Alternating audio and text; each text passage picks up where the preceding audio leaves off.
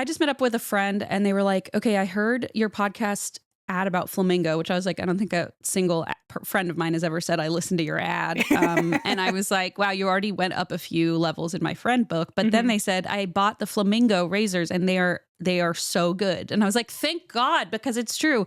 It's true. I promise you. I don't usually shave because I don't enjoy it. I don't find it to be an enjoyable experience, but sometimes I feel like I just want to.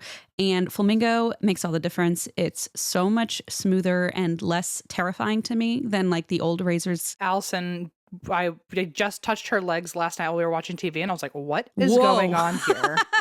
This is a whole new leg, like a slip and slide, that calf. Oh my God. Shaving gel is so nice too. That's what I told my friend. I was like, you have to buy that one next. Anyway, for a limited time, our listeners can get the Flamingo starter set for only $7 at shopflamingo.com/drink. This set includes the Flamingo original razor, 1 5-blade cartridge, a 1-ounce foaming shave gel, and a shower holder. Just head to shopflamingo.com/drink to claim this offer. And after you purchase, they'll ask you where you heard about them. So please support our show and tell them that we sent you.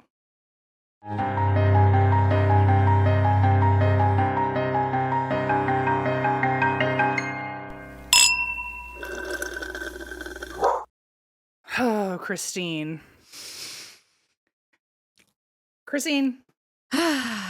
Yes. I don't know. It's a lot of breath noises today. I'm having a weird day. I don't know. I'm in like a funk for the last like 2 days. So I don't know. I'm happy to be here, but I'm also like I just kind of feel like silly putty. You know what I mean? I totally get that. You know, yesterday I said I was walking around feeling like a bruise. I love that. I mean, I'm so sorry. No, thank you. I loved it too. I was like, wow, that's so poetic of me. If I were 16 and saw that in someone's Zanga, I'd be like, they're going places. That's why we never met as high schoolers. It would have been really ugly for everybody. You would have been too powerful because we would have done something bad. Like we would have like made a fake MySpace. My bruise, you know? Yeah, we would. Now that's going to be my new emo hit single. Can you sign my bruise, please? That's fucking insane. I'm writing that down. Eva, write that down, please. It's too good to waste. That does feel like someone's like hidden secret track that never made it on. It's good. It shouldn't be hidden. We should bring it to the surface. Like a bruise. Oh my God. Hold on. Hold that thought. This magic is flowing. Can you sign my bruise? I'm going to find this tomorrow and be like, what the fuck is going on? I feel like you're only going to find that when you're already like deliriously sick or something and be like, am I even reading this right? Like, I'd be like, Blaze, why did you write this to me? Yeah. Well, I'm sorry you feel like a bruise. Did anything cause that, or you just yeah, everything, you know? Okay. Yeah. You know when everything's just like punching you in the face and you're like, wait, that's cool. So yeah, I do. Yeah. But a bruise is a perfect way to describe that. You know, you're just like kind of overly sensitive. Like things just kind of hurt a little more that day everywhere, you know? I think I think mine has been more like, I feel like a bruise on the inside, but on the outside, I've been like, just like sensory nightmare. Like every sound is too loud now. Yeah. Like Allison today, like I was so mean to her and she's gone now, so I can't apologize yet. But literally she was like just trying to leave the house, but she wasn't doing it fast enough for me. And I was like, can you leave? I was so mean. You sound like Leona talking to my mom. You can leave now. And I wasn't trying to be mean. I was just like, I was overwhelmed. And I was like, once she's gone, some of the noises will be gone and then it'll be better. I think we can all relate to that. It's like, you just kind of snap. Like, it's like, there's something has to give, you know? Yeah. And luckily she looked at me and was like, it's time I leave. She's like, actually, I'd rather do nothing more than leave. Goodbye. Yeah. But no, it's so weird. I don't know what's going on. Maybe it's just like, I don't know. It feels like, listen, Uranus is in Gemini. Things are topsy-turvy. It's a wild time. Well, is that why you drink though? Is it Allison's and her delayed departure, or is it just the general malaise? I think the general malaise. Because part of me is like, maybe I just need to leave the house. But then when I leave the house, I'm like, ugh, I'd rather just be home. Maybe I'm just Then you're depressed. in the June gloom. Yeah, I was going to say, usually that kind of, points to something. One of the things that made me happy this week, though, to try to keep it happy. Oh, and then my Tamagotchi died, as I told you yesterday or 2 days ago or whatever. Oh, yeah. And it was my longest streak I've had with one. I bought a new one. So. Do they die forever? You can't like reset them? So I did, because I think I'm depressed. I think you could probably I think the battery just died, and I was Oh. so lazy, I just bought another one. Oh, okay, okay.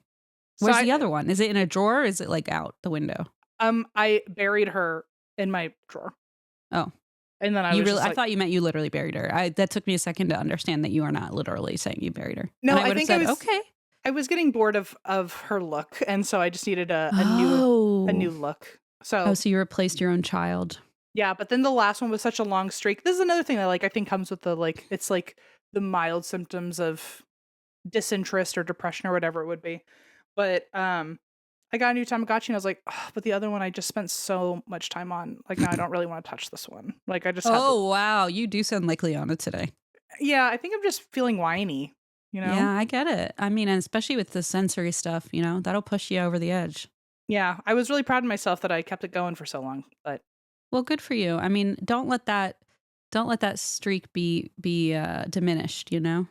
I'll try. Anyway, Yeah. I don't know. I'm feeling What are oh you drinking? Is there something peppy you got for no, it's yourself? just water. Oh, It's just shit. water. Shit. But I was gonna say the thing that makes me happy is that yesterday I went to a coffee shop and the cashier there, which by the way, shout out Three Sisters Coffee. They're listeners of the show.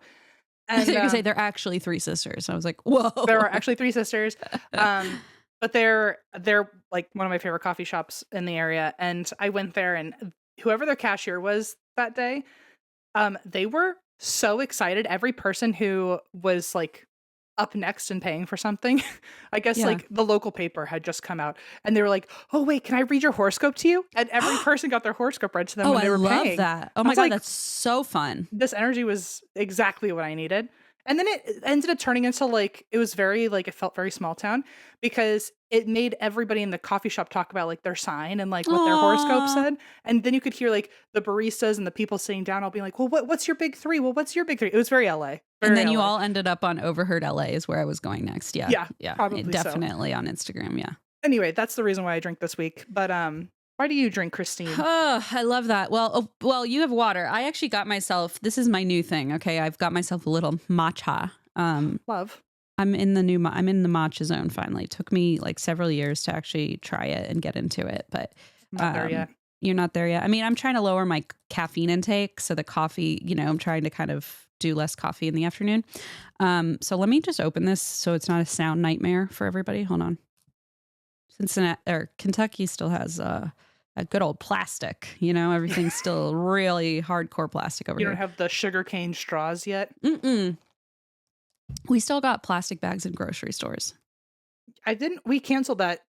Like, I think in the last couple of months, I think LA is now all paper. I think they canceled that a long time ago. Did they? In the last few weeks, I've noticed. Oh, I see. Who Okay. knows? Well, I think the thing was that you had to pay for them. We still have free plastic bags. I Like see. they just like load them up and you get like 6 bags with one thing of eggs in it. And I'm like, okay, thanks. Anyway, why do I drink this week? Well, you know what? I'm really excited about this. We don't often do sort of like immersive sponsors, but No CD is so much more to me than just a sponsor. They are a really important service for people who suffer with OCD, which is kind of what we're discussing today. Not kind of, it is literally what we're discussing today. And they reached out and said, "Hey, we'd love to do some like a little segment." And I said, "Oh my gosh, like normally that kind of doesn't flow with the show, but like, hello, this is perfect. We talk about these things anyway." And I'm just such a fan of what they do that I thought this was perfect. And I thought I would just, say this week I drink because OCD is really, really, really, really tough. And it's like when you're in those places where things are even harder, like you're saying, like the general like malaise or just the day-to-day stress, then like OCD finds the vulnerable spots and like rears its ugly head, at least for me. And that's like my experience. And so interestingly, one of the reasons this podcast even got started is because I had OCD. I didn't know this. I had not been diagnosed. Wait, but this is my first time hearing this, I think. so I really wasn't. I guess it's sort of tangential, but what I mean to say is that my interest in true crime sort of began as a result of my OCD because I would fixate on true crime as this sort of control right? Like Sure. I would watch all this true crime and consume all this true crime media and say, okay, well, the more I understand this, the less likely it'll happen to me. Like I had this very, and I don't talk about that often on the show, but that is actually what my therapist back in 2018. So the year after we started the show, my therapist was like, I'm going to suggest something gently. And it sounds a lot like maybe you are exhibiting signs of OCD. And I said, well, that doesn't make sense because, I mean, OCD for us growing up was like Yeah, Adrian Monk, like the extreme, the stereotype, all the that. tidiness, the cleanliness, the washing the hands, the Well, checking the stove. And those are things that people do, right? yeah, But, I feel like a lot of us grew up thinking like OCD was kind of like the butt of a joke if you were doing right. something a little like overzealous or Right. And whatever. it became like kind of just a part of the vernacular to say like, I'm so OCD, and we all kind of have seen that happen. But in real life, it's actually just so much scarier. Like it's so much internal happening that you don't necessarily realize like how damaging it can be until you start Like kind what of were can unpacking I it. Yeah, if you feel comfortable. of What were course. the signs that were obvious enough to your therapist in 2018 that Oh, yeah. Okay, I love this. So that's a great question because I really fought her on it. I was like, I don't think that makes sense. Like, I don't have OCD. And she said, okay, we'll talk about it. But she'd actually done her dissertation on very specific signs of OCD. So if anyone knew, it was her. she was like, we'll bring this, we'll She's like, circle let me back. bring my PhD along. Yeah, we'll circle back. But basically, she asked if there were ever times that I took actions that fell out of my control, sort of like compulsions, because I felt that they would make some sort of difference, Mhm. like exhibit a control over my life somehow. So, for example, when I was little, I would picture this is trigger warning for the whole show, but like specifically for um, intrusive thoughts. I would picture my mom every time she would go to the grocery store, and I would watch my brother and sister. I would envision her dying in a really horrible, fiery car wreck because if I did that very viscerally and really believed it, then she would come home safely. And Hmm. like the worst possible, fun little trap I invented because then, of course, she'd come home and I'd go, excellent, I saved her. I mean, I started this when I was Right. like And 6 or no, and then 4, that actually. just Yeah. and then And that just makes you think like, well, the last time I actually did save her, so now I have to keep doing it. it's, I yep, see. magical thinking. And then you start you build patterns and your brain is just trying to find like structure and safety. And so it goes, okay, well, if you tap the drawer every time you close it, like you'll be, and you don't necessarily even consciously realize it, right? So it's like, Mhm. oh, I have to turn the light switch off 6 times to know that I turned off the light. Or, I used to check, as you know, under every bed and inside every closet for murderers because if I didn't, then I would get murdered. And I was like so sure of it that like at hotels I would be. I mean, I found lemon this way. This is I literally how I found. recall. Oh my God, how did I not think to bring lemon into the equation? That's literally how I found lemon was through my OCD. I know. I know. I remember you Wow. but at the time it's also I don't know if I'm really saying anything all that profound here, but sometimes I guess OCD can look like signs that other people will happily excuse away because Oh, it's absolutely. justified by the environment. Like, yeah, we're all staying in a weird Airbnb. Like, I'm not going to judge you for Of looking in the course. closets. And so And then like it checking probably under the affirms you bed even and more. especially with the true crime, right? So then I would dig into the true crime and then I would say, okay, I mean, this is one of the worst ones. This is the one where my therapist said we need to work on this, which is where exposure and response prevention comes in, which is what NoCD specializes in. And ERP therapy really saved me because I was doing so much true crime research at that point and working a full-time job. And I told her, I've never said this before on the show, but it's true. The biggest sticking point for me at the time that was almost like it was like activating all my autoimmune stuff. Like I was so sick. What I did was every time I researched a story, I would envision myself as the victim or Mm. the family member of the victim. And I would, like I did with my mom when she was young, I would envision the entire thing like as if this were to happen to Blaze or my mom or my child and Took a so toll on you. Yeah. yeah, and it was like every story I would have to and I would tell her, well, that's empathy. And she would be like, no, that's, it's more, it's something beyond that. Like you're telling yourself it's empathy. You're making it make sense in your own head. But in reality, like, why do you do that? And we got to the core of it. And it was that I thought, well, if I know all the ways that someone can be harmed, I can avoid all of the ways that someone can be harmed. And it, like, Which is how so many women especially get into true crime, by the way. Like, that's yes, very common. it is like a control thing, right? That's at least what I believe. Yeah, 100%. And so it really wrapped up, and that became, as I recognized it and was able to like pull away and realize like, oh, that magical thinking isn't real. You can appreciate a story and empathize with a story without like putting yourself in the story. In fact, I think that almost takes away from the story, right? That just became almost a turning point for me. Well, no, it did become a turning point for me. And I've worked on my OCD ever since, and it really opened up avenues to understand my anxiety, my depression. I think a lot of that was like, they're all very closely related. And so anyway, I've just loved OCD for as many years as I've known it, which is several. And it's just a really cool resource. So if you do know anyone who may be going through this, or if you're hearing this and going, oh boy, that sounds familiar, just check in an OCD. It's a really, really open, safe environment. It's very professional, and they know what they're doing, and not every therapist necessarily is experienced in that way. So we love OCD. We're so thankful for them. And I'm just really, this was one of my like I just was like, I'm in, sign me up, so. Perfect. Well, I'm glad you're doing better and not suffering in silence. It sounds like you didn't even know you were suffering. That's right. That's the craziest part, is so much of it is internal that you don't even realize. And then when you start saying it out loud, you're like, do other people? And then that's when it kind of becomes more of like a community. And I know the Ladies in Tangents gals have talked about OCD a lot. And of course, I went to Jerry's bachelorette, and like everyone was like, oh my God, what type of OCD do you have? We're all like, I mean, I originally only thought you had the tapping on the Google Drive, but that's, oh yeah, I always forgot that was even, well, because Christina and I would share on Drive like our like documents and stuff, and so I would see her tapping and highlighting the text that she was talking about all the time, but to a point where like I couldn't read. No, you can't. It's insufferable. And so I was like, what are you doing? I thought the computer was glitching, but had I not even known or seen that because of Google Drive showing it to me, I don't think I would even know that you suffer at all. Like there's little things that I did that to this day, like you just said that and I went, oh, I didn't really ever relate that to OCD, but yeah, you're totally right.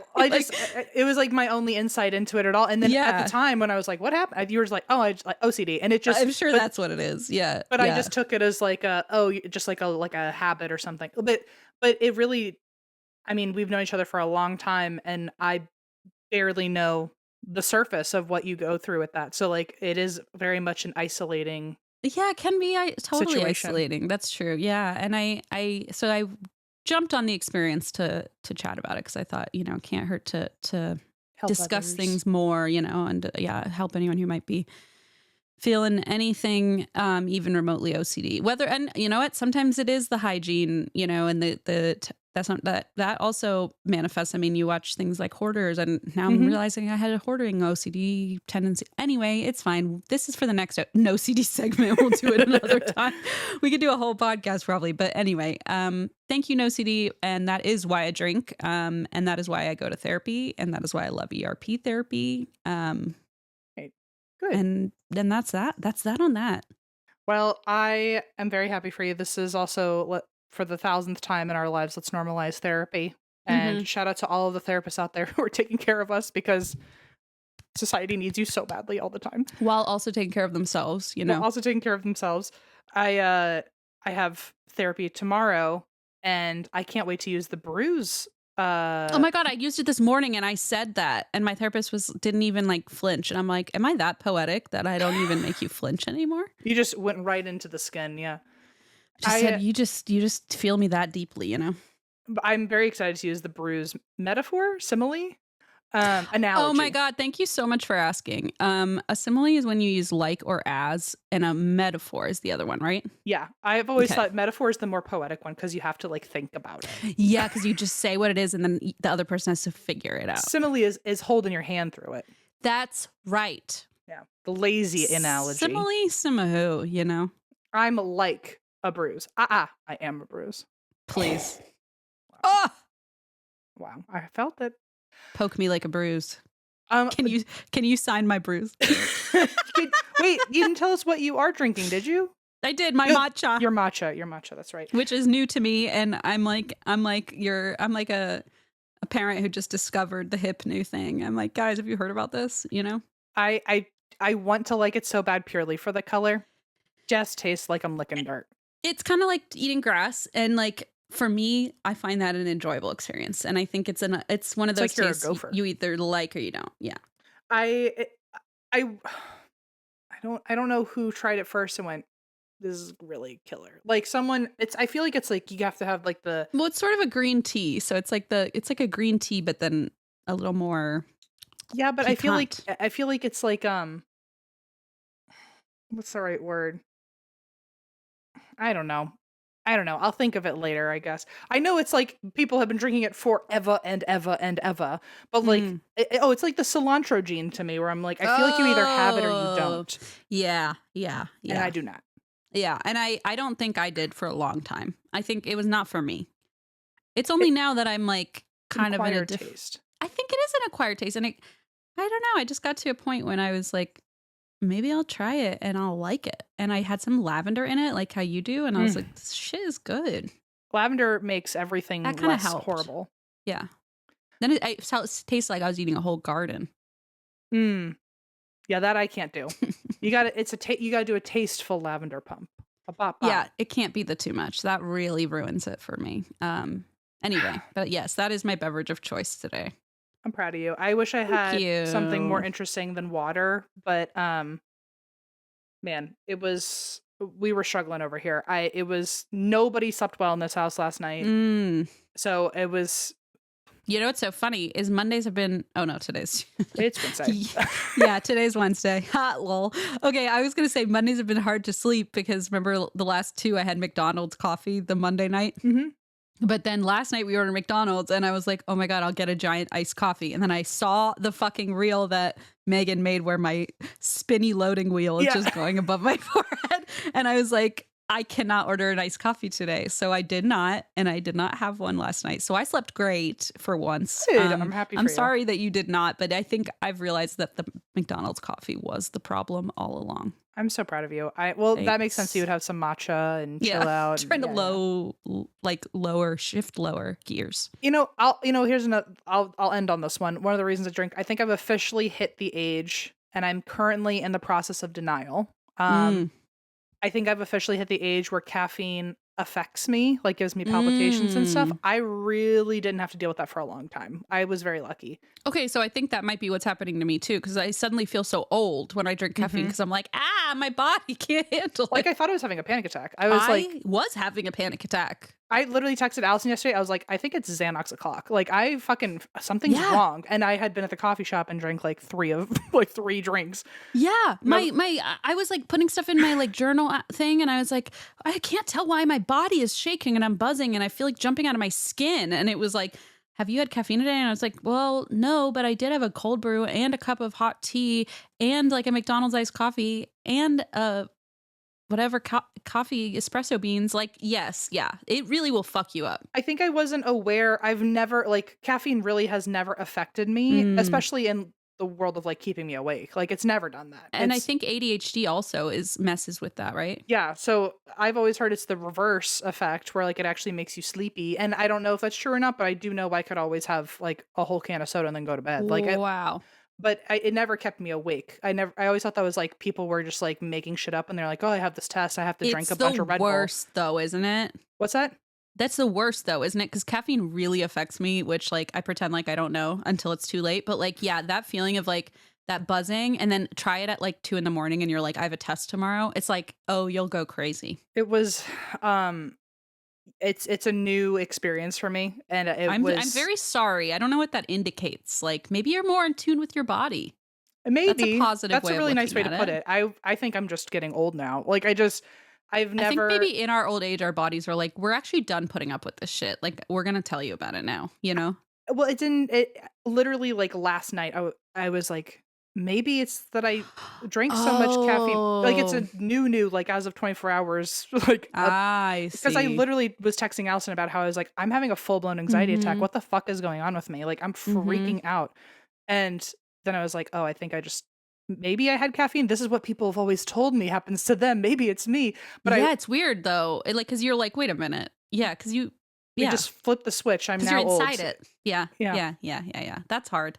Well, I'm sorry. That sucks. It's not fun to be over caffeinated, even though it sounds fun. Well, now I'm on the journey of figuring out that everything I've been drinking and eating probably has like insane caffeine, and I never noticed because I'm drinking water a little out of fear. I'm like, what if that happens again? Like, what else have I been drinking that has caffeine? And honestly, probably everything. So, I mean, as long as you're not doing major energy drinks all the time. I know, it just that feeling was horrible. It Yeah. really freaked me out. Anyway, everybody, I'm so sorry we're like little downward spirals today. There's a lot of problems out there today. Write in. What are your problems this week? Please bring them on in. I mean, it's literally called And That's Why We Drink, and I can't be happy every week, folks. Sorry. Yeah, we try. Going through it, and I can't even have my teas. Let me paint a scene for you. Please. I went to the dog park yesterday. Allison dropped me and Hank off, and then she was going to come pick us up. She came to pick us up, and she was in the nastiest attitude I've ever seen in my entire life. And she was like, I'm hungry right now. Oh, yeah. That's not good. Thank God we had HelloFresh waiting for us. She was able to eat. It was, oh my God. She did it so quickly. Oh my God. Her attitude changed. It really saved me yesterday. Good thing that HelloFresh is here to fix Allison's shitty attitude. And my day. Oh my God. I was like, I'm scared. You should have seen her. I mean, frankly, it's fixed my attitude many times. She made it so quickly. It was on the table very quickly. And then you make the food, and then you feel empowered like a chef because you're like, wait, I made this. Like, I cooked this. And then it's like you get a boost on every level. It's like a morale boost, and you're not hungry anymore. And you are like nutritionally fulfilled also. It's not just tasty. I'm so glad it's just stepping in to save your relationship and stuff like that, you know? Every day. Every day. Nothing hits like home cooking. Go to HelloFresh.com/drink10FM now to get 10 free meals and a free breakfast for life. 1 per box with active subscription. Free meals applied as discount on first box. New subscribers only. Varies by plan. That's HelloFresh.com/drink10FM to get 10 free meals and free breakfast for life. So we got some credit recently when we heard that ZipRecruiter really appreciates the ads we do for them because they're so personable and like they're relatable, and they really like helped us out by basically saving the show, sending Eva our way. But it's really not. I feel like they're giving us the credit, but it's really like their credit and Eva's credit. Like they kind of teamed up and just sort of came to us. Like I don't think we necessarily had much of a hand in that, but thank you, ZipRecruiter, for appreciating what we do. We're so thankful that you entered our lives. Now you can try it for free at ZipRecruiter.com/drink, and ZipRecruiter has a new feature that shows you the most interested qualified candidates first. So you meet the right people faster. And I know I use this example all the time, but it's just there's no better one. But like we already got Eva on day one. Any faster would have been like within the first hour. Like it's crazy. It's like a kind of absurd. It's insane. Like there just will never be able to sing enough praises to ZipRecruiter. If you're hiring, you want a candidate who's passionate about your role, but you can't get that insight from a resume unless you post your job on ZipRecruiter. Find candidates who really want your job on ZipRecruiter. 4 out of 5 employers who post on ZipRecruiter get a quality candidate within the first day. Try it for free at ZipRecruiter.com/drink. That's ZipRecruiter.com/drink. Meet your match on ZipRecruiter. But I do have a story for you, and this was probably another reason why I had a full-blown anxiety attack at the coffee shop because I was doing my notes. And halfway through doing my notes, I realized that all the notes I had gathered were about 2 different locations under the same name. Stop. And I thought I was tripping balls. I was like, why the fuck? Of course you had an anxiety attack. Jesus. It was basically what I'm going to cover for you. I was thinking like, I was kind of reminiscing about my Idaho trip, and which I never really discussed with anyone except the fact that I slept in a potato. But well, we talked about it in Yappy Hour. You did a rundown in Yappy Hour. Okay, good. I forgot about that. But I was thinking about it, and I was like, what are some haunted places, blah, blah, blah. And I literally drove past this place while I was there, and I even took a picture of it, because I was like, this feels like a landmark if there was to be one. And so it's in Boise, and it's the Egyptian Theater. Oh. And I have a picture on my phone somewhere. 2 Egyptian theaters? Well, so there's 7. Oh, okay, I was gonna say there are more than 2. Yeah. Talk about tripping balls, and I'm like, the Egyptian Theater, and I'm like, this is definitely multiple places. This one's in Cairo, Egypt. The ultimate Egyptian theater. The real Egyptian theater. So the two that I got stuck on were one in Idaho and one in Illinois. Those were the two that I kept getting the and most. that's confusing. Yes. To me, me, a person who doesn't know geography. To me as well. They both start with an I. That's enough for me. It's too. Sorry, now I'm lost. So I'm here to tell you that this will be a two-parter because I did all the notes anyway, and I was like, "Fuck this! It's going somewhere." So this week I'm covering one Egyptian theater. That word is such a trigger for me. People, we're gonna M remembers. I know I don't remember. Mine is not a two-parter this week. Do not stress. I'll remember because I've already done the notes, and I'll remember when I have to record again. I'll go, "Oh, thank God, I already did the notes." Yeah, you know what's so annoying is when I do that, and then I realize I had notes. Like I had them, I just didn't read them. Yeah, it's fucking infuriating. So anyway, yes, go ahead. So this is one of two Egyptian theaters, and I'm not going to do all seven. Please don't make me do another multi-parter. I'll Never. scream. I will. I didn't make you do that, but I won't do it again. Well, if I find enough information, I'd do it. But when I typed in Egyptian theater haunted and started like doing a little Google a couple days ago, it was only those two locations. The other two don't seem to be very haunted or popular compared to these. So no shade. Okay, so here's the first one. This one's in Boise, Idaho, and it opened in 1927. Sidebar, they were so fucking similar that I didn't notice for so long and while doing my research. They were both in the 1920s. They both have the same designs. They both have the same history as to why they're called the Egyptian theater. They both had the same kind of timeline. Oh my God. Are they copycats? Like, did one make it at the same time? No. But I was just like, and weird. All the ghosts are kind of similar. So it's like Betamax spoiler alert. And DVD. The next two episodes will be kind of similar. Sorry about that. Or VHS. Yeah. Just when you're listening next week, imagine this episode again and be like, oh, I can see why you thought you were like, I mean, I'm already seeing it's already sounding like the same place. So this was open in 1927. Fun fact, I had to throw some fun facts in here. The very first movie that it played was a silent film. And it was, I hope you've heard of this, Don Juan. Oh, Don Juan. Yes. Starring John Barrymore. I didn't know him, weirdly. I don't know who that is. You got it. I mean, is that Drew Barrymore's like the famous family? Yes. Yeah. But I don't think I knew his first name, which is so weird.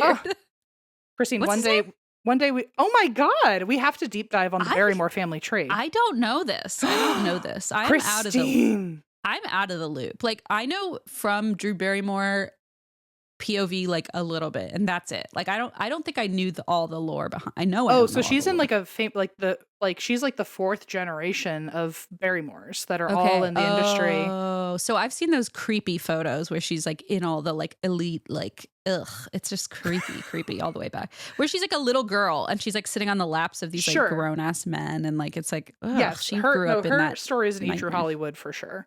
Yeah. But no, she No, her great grandfather was the first of the and the grandma. They got married. They were a power couple in Hollywood 4 generations ago. Okay, and what's his name again? Sorry, I know I just asked you this. His name was Maurice Barrymore. Oh, but what's the guy in Don Juan? John. We'll get there. Don't worry. Now that I'm on this, so Maurice and it was like Georgiana or something. They got married. And neither of them, by the way, have the last name Barrymore. One of them, their last name was Maurice Blythe, and Georgiana Drew. And then they ended up having 3 kids who were like very famous power siblings in the industry. And all of them took on the name Barrymore. Actually, I think the original couple, they've all been Barrymores as their stage name. But so the family started as Blythes and Drews, which, fun fact, I love that our favorite, the Queen, she has the perfect name because she combined all 3, and her legal name is Drew Blythe Barrymore. See, that's cool. That's fun. And it sounds good. But so they had 3 kids. All of them were super duper famous. They all married people also in the industry. I think some of them had kids in the industry. But one of them then had John Jr., who is Drew's dad. Okay, got it. Okay. So I did actually know that way better than I thought I did. I'm honestly like amazed. I don't even know how you just did that. Just pulled that out. Okay. Man, forget the Duggars. Like, geez. You know everyone's family tree. It's because John Barrymore starts with a J. That's the only reason I was able to know that. Okay. Jay. I was like, okay, I don't get it. Oh, fucking Duggars, of course. Okay, so he starred in Don Juan, which I've always heard that phrase, like when like my parents or adults their age would talk about, Uh-huh. oh, he's such a Don Juan, like a playboy. And I was like, what the fuck does that really mean? Who the hell's Don Juan? Because I never saw the movie. I'm so sorry to the film junkies out there. But this is where I tell you, here's a fun fact about the movie Don Juan. It's the film that has the most kisses in film history. And Don Juan kisses. I want Really? you to guess how many times he kisses a woman in this movie. 30. 191. Oh, Jesus. With the, Wow, so no kidding. it Yeah. was like the average was a kiss every less than a minute, like every like 50 seconds or something. Jesus. And it could be like a peck on the cheek or whatever, but that man was a kissin'. Mwah, mwah, mwah. Fun fact, it was also the first, this is a quote, first film with a completely synchronized soundtrack. Oh, okay. So in the 1920s, certainly a big movie to play as your first at the premiere of this theater. Agreed. Lots of smooching. Agreed. The lots of smooching. Yeah, and in the 1920s, like so not modest. No. I guess it was also flapper era, right? Oh, right. So why it's named the Egyptian Theater, like the other one. Because a few years earlier, like 5 years earlier, King Tut's tomb was discovered. I see. And apparently, unbeknownst to me, the country, our nation, our fallen nation, may she rest in peace. may she rest in peace. Apparently, in the 1920s, after King Tut's tomb was discovered, people like had a crazed Egypt fascination. Yes, like didn't know that. Like to the extreme, like they were eating powdered mummy and stuff like that. Huh? Oh my Yes, fucking people God. would like eat powdered mummy, and it was like they would go into these places, these like white men, and would go into these places and like ravage the tombs, and then come home with like all these trinkets and like display them, and it would be like body parts or like a bone from a tomb, and then it got to the point of like, oh, people would sell like dried mummy, and it's like, of course, half that shit is probably fake anyway or more, but it's like also stop it, you know, it's just all gross. But You yeah, had there was me a at huge white men. That was it. yeah. There's a huge Egypt phase in the 20s, yeah. And also, like, and the I kid mean, who discovered King Tut's tomb, by the way, was never given proper credit because he discovered it, ran back. I met him, actually. He's like 100 years old. You met the guy who found King Tut's tomb? And you didn't fucking talk about it? This is the goddamn See, okay. I'm like, hey, you need to buy me a Storyworth subscription if you want the real deets of Yours will be the ancient texts found in an attic when you're like when Leona's like, oh, what could I find out about my mom? I met the man who discovered King Tut's tomb. Okay, to be fair, it got upstaged by the UFO I saw a few days later. So I felt like that it's like you're a cartoon character. It's like every episode of SpongeBob is more outrageous than the last. We were at this cool place and they make these beautiful statues, and it was a family lineage going all the way back to the guy who found, and he's like, I was telling you, he's like 100 something years old. And there was a room in the back where it was like just his statues that he had made. And so of course they were like crazy expensive, but they still had pictures of him in the old newspapers from the 20s. Cause it was like young boy accompanying like Egyptologist. And it's like this white dude with some mustache who gets all the credit. But this like little Egyptian kid, found King Tut's tomb, and he's just a really old man. And I spent way too much money on kid and not a white man. I'm glad. Yeah, he made a Sekhmet statue that I purchased. So it's like it's incredible. I just don't it's know the incredible anymore. the way that words pour out of you. I don't know. It just feels like I'm like a senile old man sometimes. I agree. And I feel like in a different way, I feel like a senile old man when I hear you tell stories like that, and I go, is that normal these days? It's not fair. I know, but it's like I just don't know. I don't want to. I don't know. You're one degree away from King Tut's body. I want you to know that, and you just didn't say anything. It never came up. Anyway, you would have done wonderfully in the 20s, because the entire country was obsessed with Egypt. Yeah, actually, all of the Western world, really. Okay. Mm-hmm. And so because of that, I don't know what was going on, but every goddamn theater in the world was like, well, we need to design ourselves as this big grand palace, because this was at a turning point in the country where everyone was trying to break away from either the Wild West or they were, the Great Depression had yet to happen, so everything was like grandeur, and they were like, we have to make everything glamorous and wonderful and It's like ritzy. splendor and like a roaring Yes. 20s, like all that like excitement. Yeah. And so they were like, well, how do we do this up? What's big? What's big? Oh, Egypt. Mm, So every single thing decided that their architecture was going to be Egypt. I That's, see. I'm sure I'm butchering that. If you're an architect, you didn't hear any of this. Um, but a lot of designers got paid at that time to to have like Egyptian motifs It was and like all the murals and rage. Yeah. hieroglyphics, which now 100 years later, I'm like, Like, what do they yeesh. even say? But back then it was no one everyone thought it was, I think, just like It was an aesthetic for sure. I'm sure they thought it was a compliment to the splendor that is Egypt or something. I have I no mean, it idea. is if you're not fucking robbing them and like putting it in your bot and like eating mummies. Like, stop it. You know, I've never heard a better example of like how sorry, I'm about to be on my soapbox here. Oh I'm yeah, just going to say climb on up. there's a very heavily overlapping Venn diagram all the way 100 years ago at the very least, based on the point you just made, that white men and exploitation and violence were just always overlapping each other just a little bit. I mean, true crime content was just always meant to be. If they're going to another place just to eat mummies to say that they did, are you kidding me? Are you new here, Em? I know, but I'm just like, just another goddamn point. Like, I'm waiting for.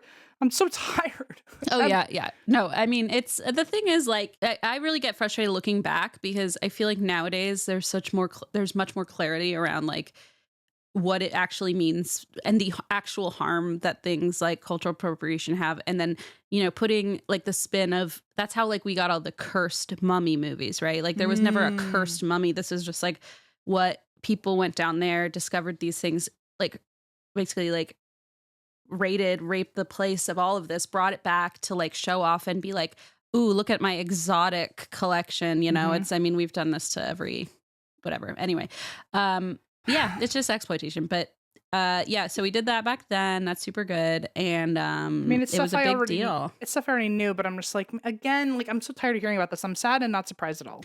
But the good thing is like nowadays, I know it's shocking to everyone's system and so overloading, but it's like, at least it's out in the open now. At least we're talking about it now. You can see it. Yeah. I'd like to think someone in the 1920s heard that their friend did XYZ or ate powdered mummy, and they were like, that guy's fucking like that is nuts. Not cool. Yeah. That's not okay. Okay, so anyway, the building was decked out in Egyptian stuff. There was especially nods to the Book of the Dead, because that was one of the things that was found in the tomb. And so it is a beautiful theater. I mean, it's a beautiful theater. Mm-hmm. And many theaters were doing this to a point where I'm convinced that all the designers of the time, if email existed, they were in like a group chat with each other, a group team. Because what are the odds that all over the country, every single theater is now the Egyptian theater that looks... Well, it's because like the aesthetic. It's like when people discover a new cultural trend and suddenly it's like everybody wants to do it's like what it makes me think of is like companies taking the vowels out of their stupid names, That's a like, great point. And then like woof or whatever as like from The Office as like an example of like the parody of that. Like it's just absurd. Like what are you doing? But it's like with the Egyptian thing, it's like, how do we make it Egyptian? Everyone loves the Egyptian stuff. Let's put Egypt on it. You're totally on top of it. It's like very clever, guys. Well, I think if they were in a chat, hopefully they could have at least been a little more creative, each of them. I wish, because like I'm telling you, 100 years later, I didn't know the difference between them until halfway through. Yeah, they still haven't differentiated themselves. There are 7 left today. One of them is in LA, the Grauman's Egyptian Theater, which I saw one source say that theater inspired some of the design choices of the theater I'm talking about today in Boise. But I don't really know if that's true. I mean, it just sounds like they both went with an Egyptian vibe. I don't know how. Maybe. I just don't. There was not a lot of info on that. So it was called the Egyptian Theater right away, but by the 30s it was called the Fox Theater. By the 40s it was called the Ada. By the 50s it was called the Plit, which was a chain at the time. Then in the 60s and 70s it was a Cineplex. May they rest in peace. Yeah. And then it later got changed back to the Egyptian Theater. But in the 1970s, when it was the Cineplex, it was in super duper bad shape, as they all are in my stories, and it was considered for demolition. And it was considered for demolition because it was the end of the 70s, and what was coming up? The 80s. So what would they be demolishing for? They wanted a mall. Cineplex, shopping malls. And you would think also in the 80s, like, there's no better place in a mall besides a Cineplex. So you should keep the Cineplex and just add to it. Food court and Cineplex. What more do you need? So they wanted a mall. It was going to be destroyed, but then some anonymous donor showed up and bought the theater to keep it from destruction. Ooh la la, anonymous donor. Anonymous donor. His name was it the Barrymore Earl. family? Oh. No, his name was Earl. Okay. He was anonymous for a while, and then he came out of the woodwork to go, "It's me!" Like he ripped his Scooby-Doo mask off. It's Earl! So I don't know all the details here, and they're not necessarily important, but there was some issue about the lease where he bought it, but nothing could be done until the lease was expired. Like there could be no like revamping it until the lease was expired, which was like 20 years in the future. Oh my God. He was a real homie and basically bought the building and just let it sit until the lease expired 20 years into the future and then decided to revamp it. That's so silly that you have to let it sit there. Yeah, there was some paperwork I am not smart enough to understand. Clause. But what he did do in the meantime was he put it on the National Register of Historic Places, so it was a landmark and officially could not be touched unless it was being renovated, which is what happened in 99. So by 99, it was renovated. It's still there. Today, it's the city's last single screen theater. It's a theater with only one auditorium, one screen. And this is a quote. It is one of the few surviving movie palaces from the silent film era in the entire country. Oh my God. Most of them have gone away from That's really cool. Silent film era. I love that. I love that. We'll be discussing it again next week. Don't worry, everybody. Also still standing in the theater is the original 1927 pipe organ that they had opening day. Cool. Oh shit, the original one? Yeah. So apparently so few people play the pipe organ these days that they have had events like I think I saw on one website that they have like a silent film festival still, and like they still play silent films here. But what they used to do during silent films is they would have live music playing, so that way there'd be music and stuff to accompany the film. So they actually fly out organists just for that festival, so that way you can hear them use the old 1920 organ and still play music behind the silent films. That must be such a trip, you know? I would dress like, I mean, you have, for the theme, you have to really commit to the aesthetic of this experience. I would love that. So the theater is also known as the most haunted building in Boise. Which it's so weird that as I drove past it, I was like, I should take a picture of this. Yeah. I just felt drawn to it. Did you see anything in the windows when you zoomed in? No, but I should have looked at what was playing there, if there was anything playing there. Because I literally went to the movies when I was in Boise and I didn't go there. Oh man. So whoops.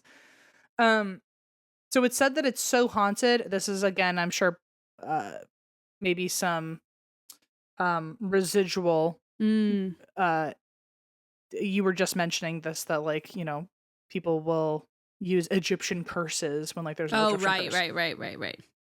People say that this theater is so haunted because during construction, it's said that one of the people on the construction team or one of the designers put an Egyptian artifact and sealed it inside the structure. So that implies you went to Egypt or had something from Egypt, and then you put it in the walls and now pissed off all the Egyptians or just the spirits around, and it's Egypt's fault. I guess so. So there's no evidence of that, but it's just a rumor that like, oh, this place is extra cursed. Again, no evidence. However, many say that there is a very active ghost here named Joe. Okay. And Joe worked in the projection room. And in the 1950s, it said he worked there for like 30 years. They always work in the projection room, these theater ghosts. It's always the eeriest one who is already isolated, already looming and staring at everyone. That's what it is. And they're in the shadows. They're already behind everybody. They can see everything. I will tell you, if I lived in the 70s or 80s, if you ever time travel, and I've also time traveled, I need you to know that I'm working at either a video rental place or the projection booth of a movie The way we're theater. going to scare the shit out of each other, like, psst. It's going to be the Spider-Men pointing at each other. Oh my God. I'll be like, what the fuck are you doing here? I want to do the reels. Yeah. Or I work at a diner, but I'm the person who throws the rag over my shoulder and I'm just scrubbing the counters in the middle of the You're night. just doing something diner aesthetic. Like you're just like kick the jukebox to make it work. Or just again. Carrying a pie around and kick the jukebox. Yeah. Yeah. Recognizing I everyone. Make a mean milkshake. I bet. Oh, I bet. But it's either movie based or a diner. I'm doing something wildly stereotypical. I can handle that. Thank you. Just come find me. I will. I'm probably scared. So. Me too. So, okay. He was there for like 30 years, so one source claimed. Then in the 1950s, he's going up the stairs to the booth. Bam, dies of a heart attack. Oh, no. Life comes at you fast. Oh, no. It seems to be just a story. That's why I'm being a little chummy about it. Because who knows? I didn't see it was a whole lot of it said. And since he allegedly died on the stairs of the projection booth of a heart attack, he is known to be the most active ghost here. But mainly kind of boring things. Lights turn on and off, doors open and close, hearing a lot of noises. He seems to be most experienced in the booth, which would make sense. But also, one could argue that's the creepiest room in the building anyway, so you're already primed to think that there's a ghost there. Yep. I don't know. Maybe it's both. Maybe. Others have said that they actually see him in the balcony seats of the audience. Ugh. Oh, so he can finally sit down and watch a movie? He's on his break for once. The big break. He's also seen on the stage. So now he's also just doing a song and dance his for big you. Break. He's active not just in the projection booth or in the last rows of the upper balcony, but he's also seen walking through the theater in 1920s clothing until he fades away near the orchestra pit. Okay. I don't know if those are the same ghost. Yeah, feels like why would he be doing all those different things all the time? But okay. And why is he in a suit now? Yeah, it feels like he was going to work.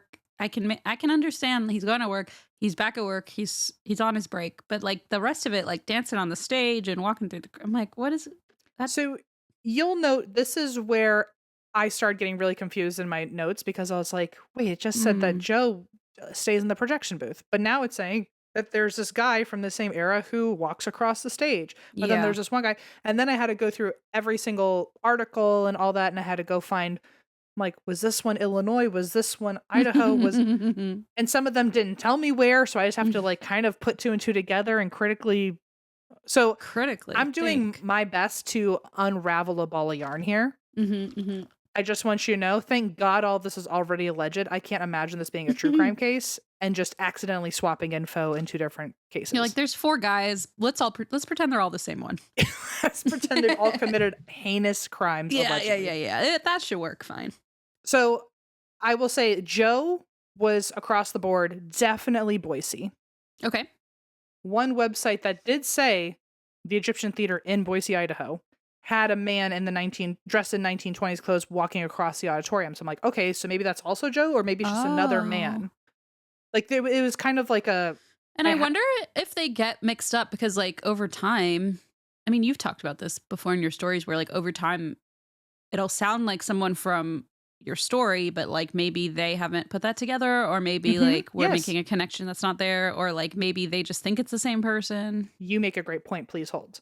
Yeah. You are onto something for sure. Woohoo. So, there's also the ghost of a lady in red, of course. Uh-huh. And I know that she's different because there's a lady in a different color at the other one. So the lady in red is over here. Lady in red, she's seen in vaudeville era clothing. She's mainly seen on opening nights of big shows. So that's fun. For some reason, it's thought that means she died on opening night. I would argue if she fucking worked here, she must love opening nights of a show. Like she didn't have to die to just like being here. I would say so. I feel like of course the other guy shows up on his break watching a movie. Right. And of course she shows up on opening night. I mean, if I died in a theater and now that's where I'm stuck, you better believe I'm dolled the fuck up on opening night because I have nothing else to do for eternity. Stand but eating popcorn by myself all the time. God. Yes.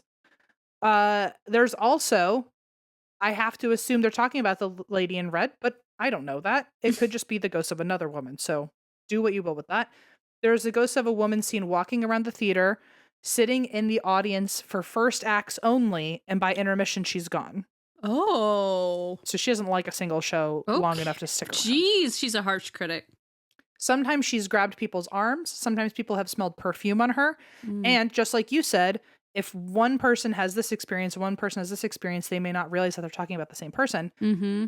There is a regular haunting here where in the old dressing rooms, people smell a lot of perfume. But then a different source just said there's a woman who smells like perfume over here.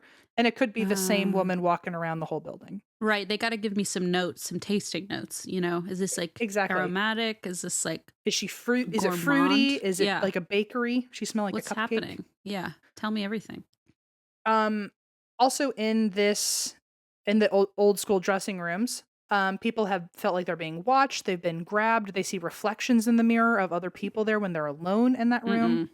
The mirrors in dressing room number 3 are the scariest because, this is a quote, makeup inexplicably smears itself across the mirrors overnight. Oh my God. No, absolutely not. And just like that, theater ain't for me. Bye. I'm out. There's another ghost, and I want you to remember your point again, because this, I think, is the best example of like, are we talking about the same ghost in 2 different sources and they just don't know it? There's a ghost who seems to be a former crew member who allegedly fell onto the stage from the catwalk. Oh, geez. Again, no evidence. Okay. But that's how the story goes. Many people have said that there are tech issues that now plague the theater, especially on opening nights or during shows, that either the lights will go out or the sound will go out, or it's already out by itself and it will fix itself. That's kind of annoying. Yeah, like which great, is it? but annoying. Yeah. And is it is the haunting over when it's fixed itself, or was it naturally broken and he hauntingly fixed it, or did they fix it, or did they break it and then right? Exactly. Or did he break it and then fix it, and now he's stepping away because he's like, okay, I'm not gonna just clap for you. Meanwhile, other sources told me that people have seen the apparition of a crew member working on lights. Okay. So that makes me think, could someone have seen him tinkering with the lights, and then the lights are glitching over here and then he fixes them? Did you see him breaking and fixing them? Oh, interesting. Or is there a whole other ghost that's messing with the lights, and this guy for the rest of eternity just has to go around and fix everything behind him? Now that would be irritating. I'd be over it. And no pay.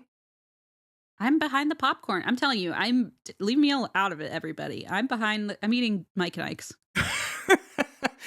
Mike and Ike's, really? That's your go-to? I like a Mike and Ike every now and then. I love a Mike and Ike, but only yellow, orange, green. Cannot stand those reds and pinks. I love them. We can make a perfect pair.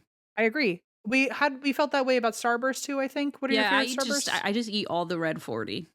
Okay, because I hate those. Those are the only ones I don't want. It makes my skin break out. Just give it to me, all of it. The orange and yellow makes my pupils dilate. I like the sugar rush, and it's so juicy. I'm like, I can do anything. Yeah, that Renee and I used to buy them on Fridays and sit in our car and like cry about boys and eat like 16 packs of Mike and Ike. Like it was sick, and we'd like get ourselves frenzied up into like a sugar high. While other high schoolers were like out drinking, and we'd just be like high on Mike and Ike's. Yeah, I mean, I would want to be right there with you. Can relate. Yeah, fucking love Mike and Ike's, and nobody talks about them. Wait a minute, I didn't know that. See, you said that, and I thought, oh no, Em's gonna judge me for Mike and Ike's, but you like them. Okay, good. They don't get nearly enough play. They don't get enough credit. It's also like, I know a lot of people say they like Swedish Fish, but like nobody's recognizing that you throw a little sour on them. It's a Sour Patch Kid. No one's talking about that. And they're all the same flavor. Yes. Like boring. It's like let's move on quickly with haste. Now. Expeditiously. Expeditiously stat. When are we stopping? Immediately. I need a thesaurus. There's an actress. These all I got from the same source, where it just listed all of them, and I was like, thank God for you. There was an actress who was, I guess, in the dressing rooms of the theater and watched her own costume on its hanger move itself around. Just was someone like playing with it, trying it on? Oh God. I think the website said like it looked as if like a costumer was examining it or something. Oh, like taking a peek at it. Oh my God. Like making sure it was all good to go. The seams were good. Imagine being alone in a dressing room and you see that, and then people come in and you can't. You just sound crazy. You just might as well not say anything. And they walk toward your and you're like, don't go over there. There's an Imagine invisible them now person. handing it to you, and you have to put it on your body. You have to get naked and put it on your body after it's been touched by I a don't ghost. think so. I don't think I have to do that anymore because I quit. Yeah, I think actually, where's the understudy? Expeditiously. Expeditiously their problem now. There was a security guard who in the middle of the night saw the stage curtains open and close themselves. No, I don't love that. I wonder if that's someone playing like ta-da, or if that's like someone just doing the tech, you know? Yeah. I don't. Also, if it was a vaudeville stage at all, I would love for there to be some sort of ghost bit with like the vaudeville cane. I mean, you have to. You know, I looked up vaudeville canes on eBay to see how much one would cost. Is that when I was going on and I kept interrupting you and you were like, all right, finally, I'm going on eBay. Gotta get her out of here. I just wanted to know if they really existed but apparently they're called vaudeville hooks. I did not know they're not called canes. Hook. Okay. And I couldn't find a single one that was big enough to wrap around a human body. So I'm starting to think we've got a conspiracy on our hands. Oh dear. Maybe that was just a Looney Tunes thing. You're typing out life size. Average circumference of human versus vaudeville human hook. Man hook. I don't know what I would do with one, but you know I want to buy it. And then anyone who bothers me in my own home, Allison, I could just drag her out. Yeah. It would have really worked this morning when I was like, can you leave? I would have just Can you leave? her, Just push her out the door. spun her away. Man. Okay, so on one investigation, they heard a bunch of laughter. People were also physically touched. They saw a man's outline on the stage. And then they saw another man staring at them from the projection booth. Ew. This you'll hate. So there's a former staff member who said that they used a Ouija board there. Someone on my side, finally, who's like, don't fucking ever play with a Ouija board again. Because without prompting, as soon as they open it up, the planchette by itself went to no. And then the projection door slammed shut on its own and all the lights in the theater went out. The guy was like, we don't fuck with that. It's like, who do you think we are? What are you trying to do? Ruin our afterlives? Like, we're already here working our asses. We're right You're here. ripping a portal open.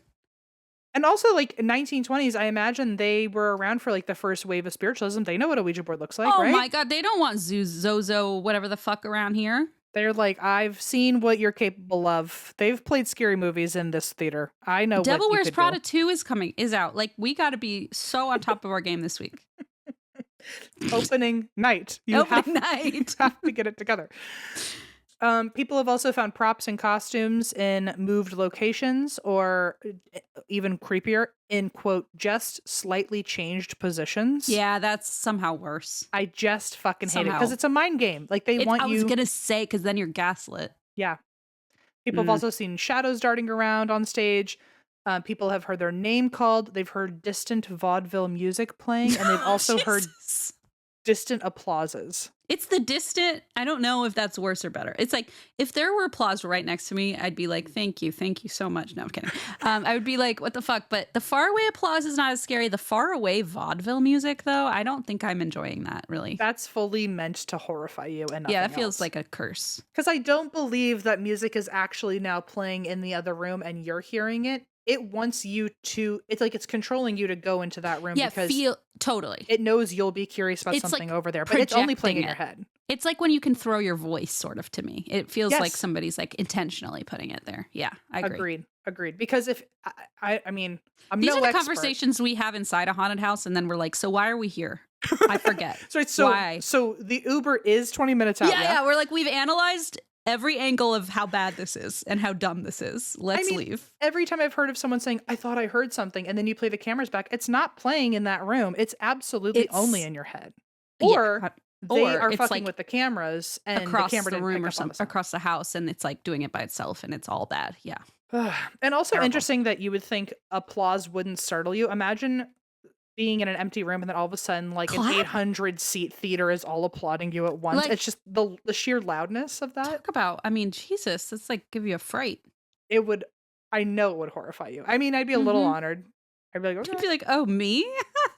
Thanks. People also hear whispering. They have heard the pipe organ play itself. Ah, intriguing. Can't stand that.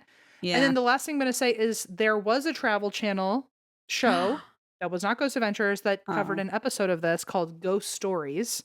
okay. Had like 10 episodes, and I could not find it online, so I Oh, cannot report on it. bah, humbug. But know it's out there, and if someone is sleuthier than me, enjoy. So that is Oh, wow. our first round of the Egyptian theater. I feel I'm not going to clap really loud right in front of you. I'm going to clap far away Thank you. and lure you to me. No, I feel like Zachary probably canceled anything that had the word ghost. He was like, that's actually my domain. You may not have Ghost Story, the show. That's fully. not for you. I mean, I Yeah. to this day believe that there are no other ghost shows that he's not starring in, unless they're like so like 5 rungs under him that he doesn't feel Totally. threatened by And he them. lets them have their little time. Yeah. It's like you can pretend like we're on the same page, I guess. What do you think he feels about ghost hunters? Like they must have a beef, right? For fucking Like sure. how could you not? There's no way. Well, wasn't Nick Groff on both of those shows? Oh wait, maybe that's right. Maybe there's like certifiable beef, grade A beef. I think he left Ghost Adventures to go be with Ghost Hunters. That makes sense. You know what I like about Ghost Hunters, and I've said it before, in the world of research, and Zach Bagans, I will say he is a business mastermind. Of course, he Mhm. does it the other way, because then he gets more views. But I appreciate, as someone who's just trying to do as much research as I can quickly, all of their evidence is at the end of every single episode, so I don't have to watch the whole thing. I love that. Really? Oh, the ghost evidence. Yeah, I understand. Because Because then they go like, "Oh, let's go tell the owner what we found," and then they recap just show it a all, yeah. compilation reel, and I'm like, "That's so fucking beautiful, thank you."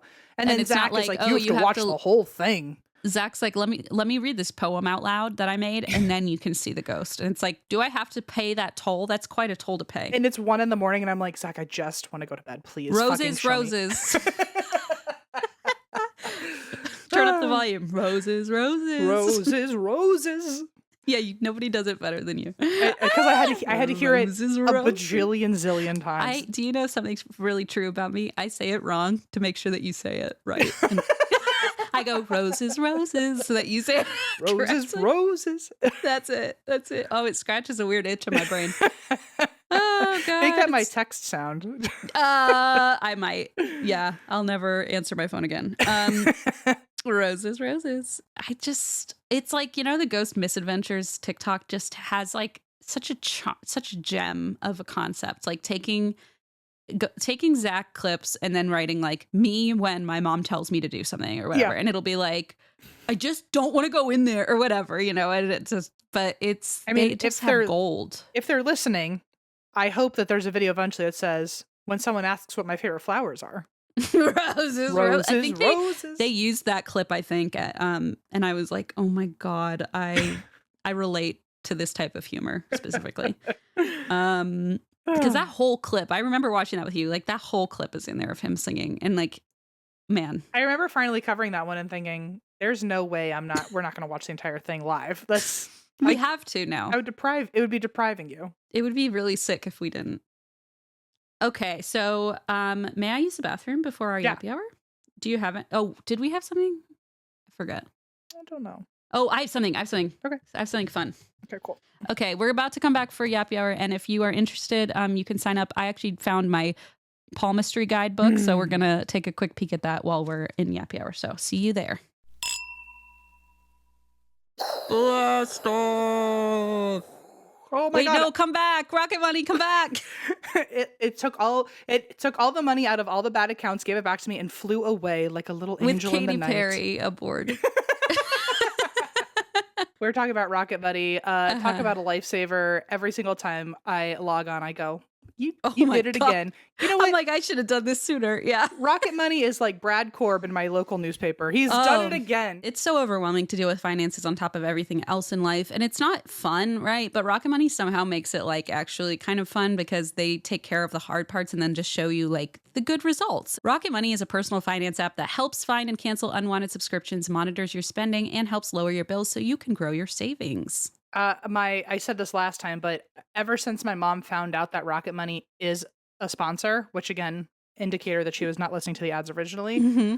But ever since she found out, she's so jazzed. She was like, I thought you wouldn't have known about this. And I'm like, I've been screaming it to the masses this whole time. Yeah, So someone else has to tell the parent and then they'll listen. Yeah. but it's 2 generations approved and probably 3 because my grandma logged in as everything. So probably 3 generations approved over here. Let Rocket Money help you reach your financial goals faster. Join at rocketmoney.com/drink.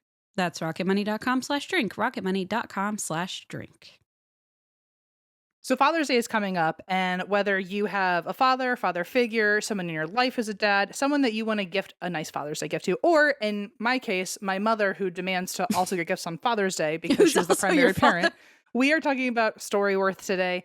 Storyworth, my mom has actually used it in the past with her own parents, which I thought was very sweet. I love that. Storyworth sends you a question about your life or sends it to your parent. And they respond however they want. They can write back over email or web. They can voice record, or even new this year is a guided phone call. So there's no apps, logins, or tech hassle in case the parent in your life is not tech savvy. Right. I know it's really special. Like there are things that they ask that are so creative in the Storyworth. So like if say you have a dad in your life who's like not necessarily a big talker, I think a lot of us can relate to like the kind of stoic father figure type or even the goofball type, but like maybe you don't know the deeper lore, right? And there wasn't, the internet back then. And so finding out like little quirks, like what was their first stuffed animal or their favorite class in elementary school, things like that you don't necessarily bring up on a day-to-day basis. Give dad a gift that captures who he really is before the stories get harder to remember. Father's Day is Sunday, June 21st. Order right now and save up to $20 at storyworth.com/drink. Save up to $20 at storyworth.com/drink. Storyworth.com/drink. All right. So today I am covering the story of Tony Parsons. This was featured on I've been in like a true crime mood, which sounds weird for people who cover true crime regularly, but like, when you're just like in a ghosty mood or something, even though it's like also your work, right? It's like the passion has resurged. Yes. Yeah. It's like I got like more intrigued by my own kind of topic for a little while. And I kind of went a little outside of my norm, my comfort zone of research. And I found this relatively new Netflix mini series. It's a 3-parter called Should I Marry a Murderer? And I was like, well, that sounds like a TLC situation. Like, I don't know. Wow. But something about the thumbnail, you know how Netflix does those thumbnails that like cater to you? Like it was like the original algorithm where it was like different depending on whose phone you were on or whatever. So it got me good. And I'm watching this going, I can't believe this. I mean, it's just a doozy. I feel like it's perfect. So I'm going to cover it.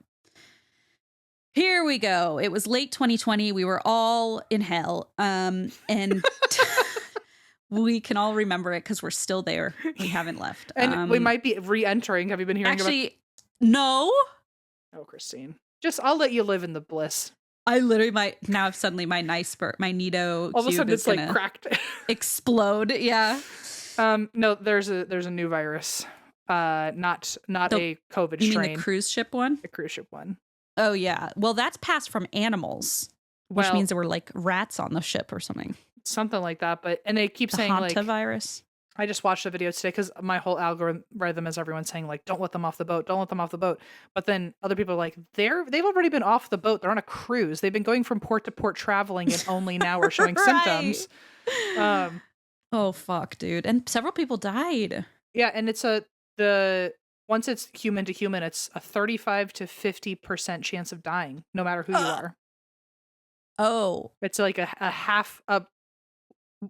1-to-1 guess or 1 out of 2 that you'll die. Okay, well then in that case, stay on the boat. I don't know. In that case, I'm staying in my house is what I'll say about that. Everyone in the comments is like, I'm going to be an influencer this time. Like it's like like this time. Oh my God. Yes. Like I'll take I'll finally commit to sourdough. Yeah. Yeah.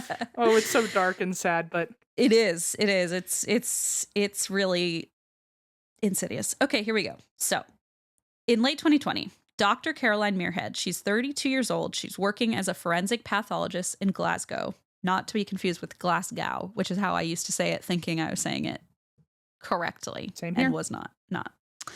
Caroline was recovering from sorry. I just got a text from Blaze. The USPS just delivered the caterpillars. And I was like, what the fuck? And then I remembered Leona got a butterfly enclosure for Easter. It sounds like some sort of like a code, some spy, like the rain in Spain falls mainly on the plane. Click, just like that that early spy code. Yeah, we can't talk here. Walk with me. Can't talk. Get in the bunk. I'll meet you in the bunker. Okay. Nearest payphone. 5 minutes. Caterpillars have arrived. They've left the building. All right. So she is recovering from a bad relationship. She was. I don't know if she's had a bad relationship. She's recovering from what she called a very toxic relationship. Several years kind of sunk into this and ended very, very tough. It was a very tough breakup. She is kind of going stir crazy like we all are. She gets on the dating apps and she's on Tinder and is trying to get back out there. But again, it's 2020, like already a tough time. And then to be like going through a breakup. So she's on there and she realizes Glasgow is just too small of a search area. So she widens the net, so to speak. And she finds this guy named Sandy Alexander. He went by Sandy McKellar on Tinder. Sandy was over 6 feet tall. He's 31, bachelor, works as a farmer and a deer stalker, aka like a hunter / like lives off the land type of, kind of manly man thing. That kind of didn't help. Like stalking deer or stalking? Like, stalker, like stalking. Oh, he really is stalking them, like with a weapon. So he's a hunter. Why are we saying it any other way? Because we're in Glasgow. I don't know. Maybe that's what they call it. I have no clue. In my mind, I thought like he stalks a deli with deer meat or something.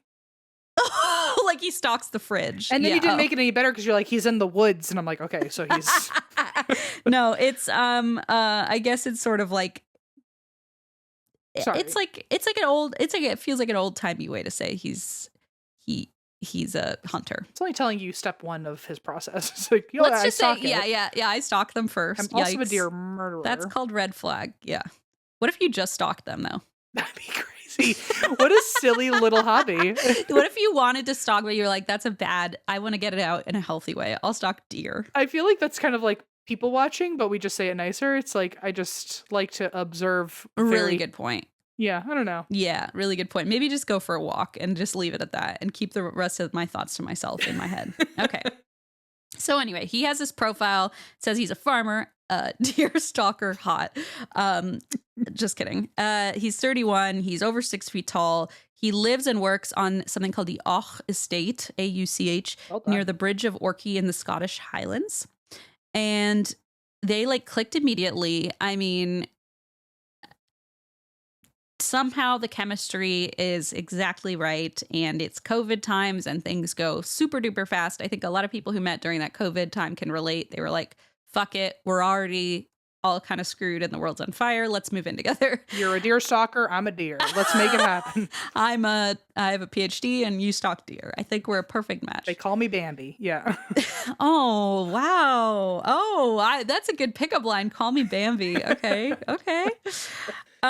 So Caroline, really got drawn into this guy. And remember, she's coming out of a very tough breakup, right? So she kind of dives headfirst into this relationship. Some of her friends are like, ooh, it's going a little fast.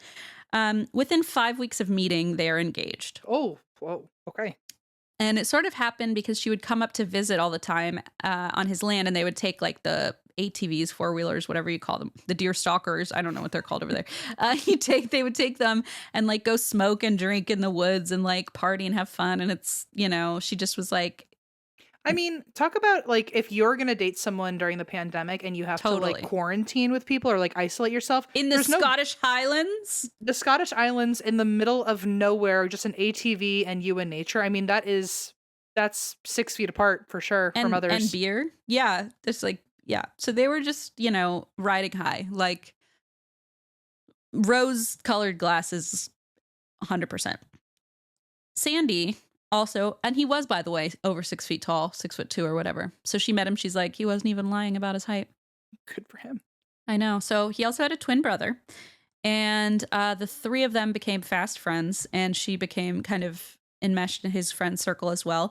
And everything was pretty hunky-dory, except when Sandy drank, he would get a little bit not like himself. He would get dark. Okay. His twin brother once told Caroline at a party that Sandy was, quote, not right in the head. And she kind of just like brushed it off because what does that even mean? Everyone was drunk and she said, whatever, who is right in the head? So things are a little red flaggy, but she keeps going. She later said she felt vulnerable and was looking for kind of an escape and just like a way to let off steam. Sure. And, he like adored her. And so she just felt like full steam ahead. Yeah. She actually recalled thinking, what's the worst that could happen? This is the last time I'll make a joke about Deerstalker, but the more I'm finding out that he's like not right in the head, I'm kind of like, did he just come up with, like, is he just inserting words like that into his career? Because I feel like I don't think so, even though it does feel that way. And they do, so they do highlight, at least in the documentary and I think it was in Glamour, some publication, but they talked about his early access to guns and how since the age of like 8 or 9, his parents would just have guns lying around the house. And like, keep in mind, this is not in the USA, right? Like, this is not a normal thing in other countries. And not that it's necessarily normal to have weapons around your 9-year-old laying around like in the open. Sure. Like that's obviously, we all think that's inappropriate, but like to have that there where pistols are actually illegal to own and there are just like pistols laying out and there's two 9-year-old boys in the house and they're being taught to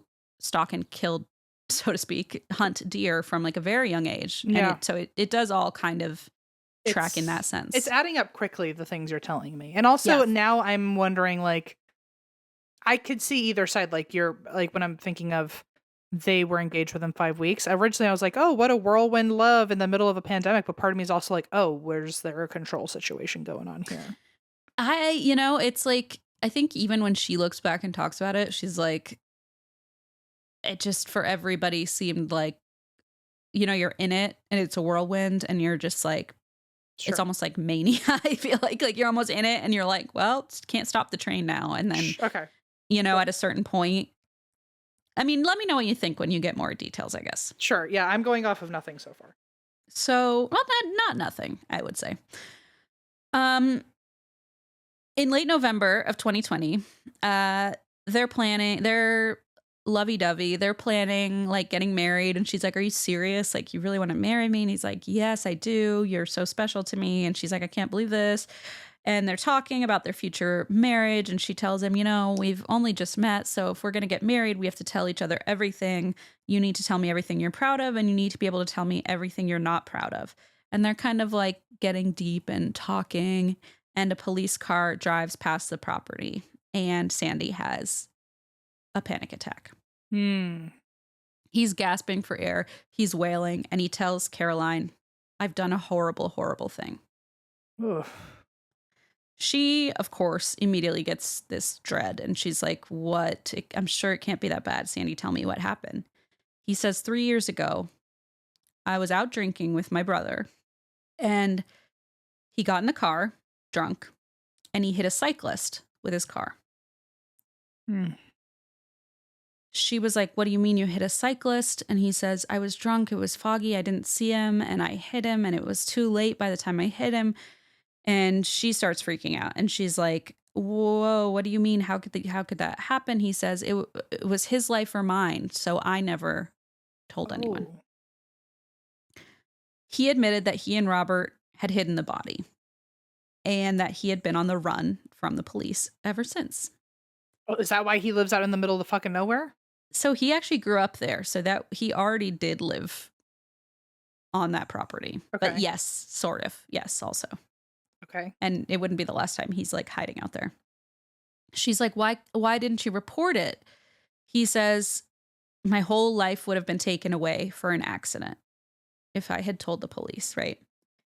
So she's like, what the fuck, Sandy? Like, what do you mean? You can't just tell me you killed someone. And he's like, I'm freaking out. You're the only one I've ever told. I was going to say, that's also crazy of him to say to her if he's that afraid of it getting reported. It's like, well, now it's probably going to get reported.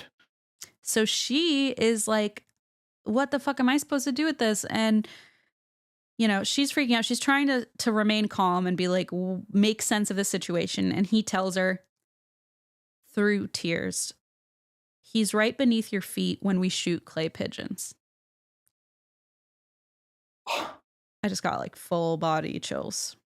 Like, we're just saying all of it. Like, he's Just really saying word it. vomiting. Fucking spilling. He's wanted it off his chest for quite some time, it seems. 100%.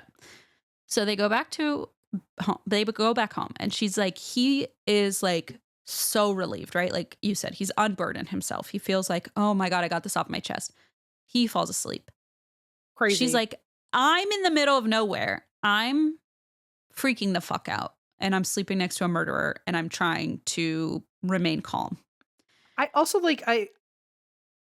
I'm noting now, and maybe I'm totally wrong, but I'm just gonna like hold on to this little bullet point that like the fact that he now feels so unburdened and now he can go to bed. I'm like, I would have a whole new, even like equal to bigger fear now that like at any moment someone's gonna spill the beans.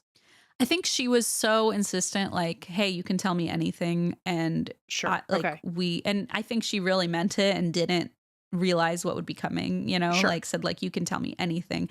And I think they really were just connected in that way where he was like, and when she said, okay, it's going to be all right, like, I'll stay with you and I'll still marry you Oof. because she's like, I don't know what else to say and I'm scared. Then he was like, thank God, like, finally, I can really marry you knowing you know my darkest secret. Like, I think he was more relieved that he could tell somebody and she wanted to stay with him.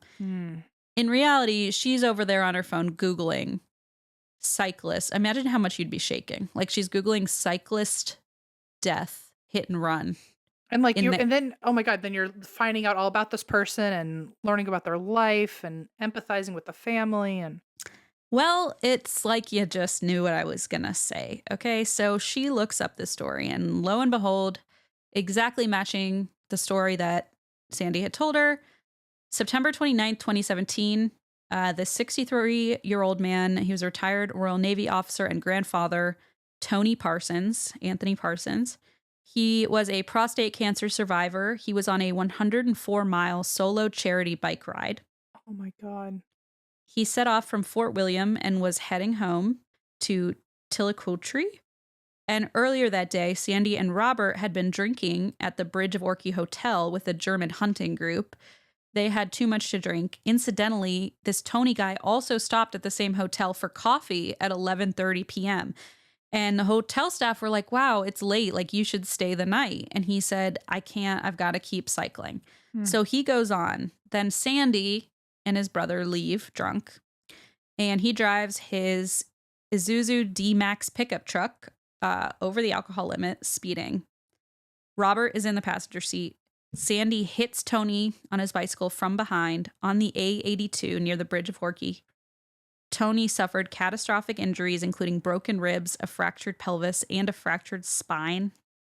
So she finds all this out. And like, imagine Googling this and finding the local news. There's news articles. There's people saying, if you have any information, that his family's looking for who did this. And like, this man was just killed and left and nobody knows where he is. It's just heinous. It's horrible. So this is where it gets even worse, because around this time, Sandy, comes home to meet Caroline's family. And she feels like she's lost control of the train, because she's like, I pretended to be okay with this.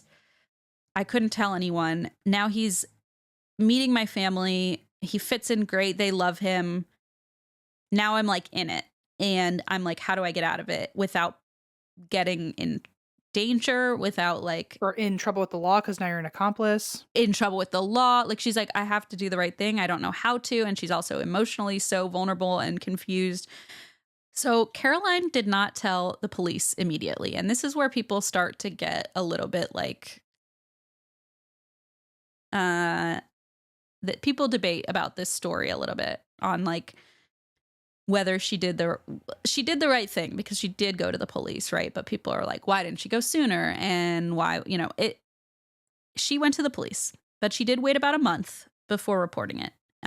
He had come over for Christmas and all that and had met the family. She was just like feeling like out of body, confused and surreal and sick to her stomach. So She tells police, I have something to tell you. She tells her parents first, and they're like, let's call the police together. They call the police, who arrest Sandy and Robert. But then she finds out they're released because they have no physical evidence her body. Really? She can't just say, go where we used to shoot the... Okay, well, obviously that's going to happen. Okay. So she looks on Google Maps, but it's such a big property that she's like, I don't know where. Like, we would go out there to shoot clay pigeons, but like, you can't just say like this whole acre or, whatever. You can't say like this square mile. Like, yeah, it would have to be much more specific. And so she's like, it's in this area, but it's a private property. So they can't just like barge in there and start looking. And so she's kind of stuck. And she, of course, now one of her biggest fears is that they find out that she's the one who told the police, right? So the two are released. horrifying. And Sandy calls her and she answers the phone and he says, oh my God, this horrible thing happened. Like the police, I don't know how they knew. And she has to pretend like she has no clue. He didn't suspect it was her. So he really didn't. He did later. Okay. And he found out. But at the beginning, he really believed that she wasn't the one. Okay. Which is just wild to me.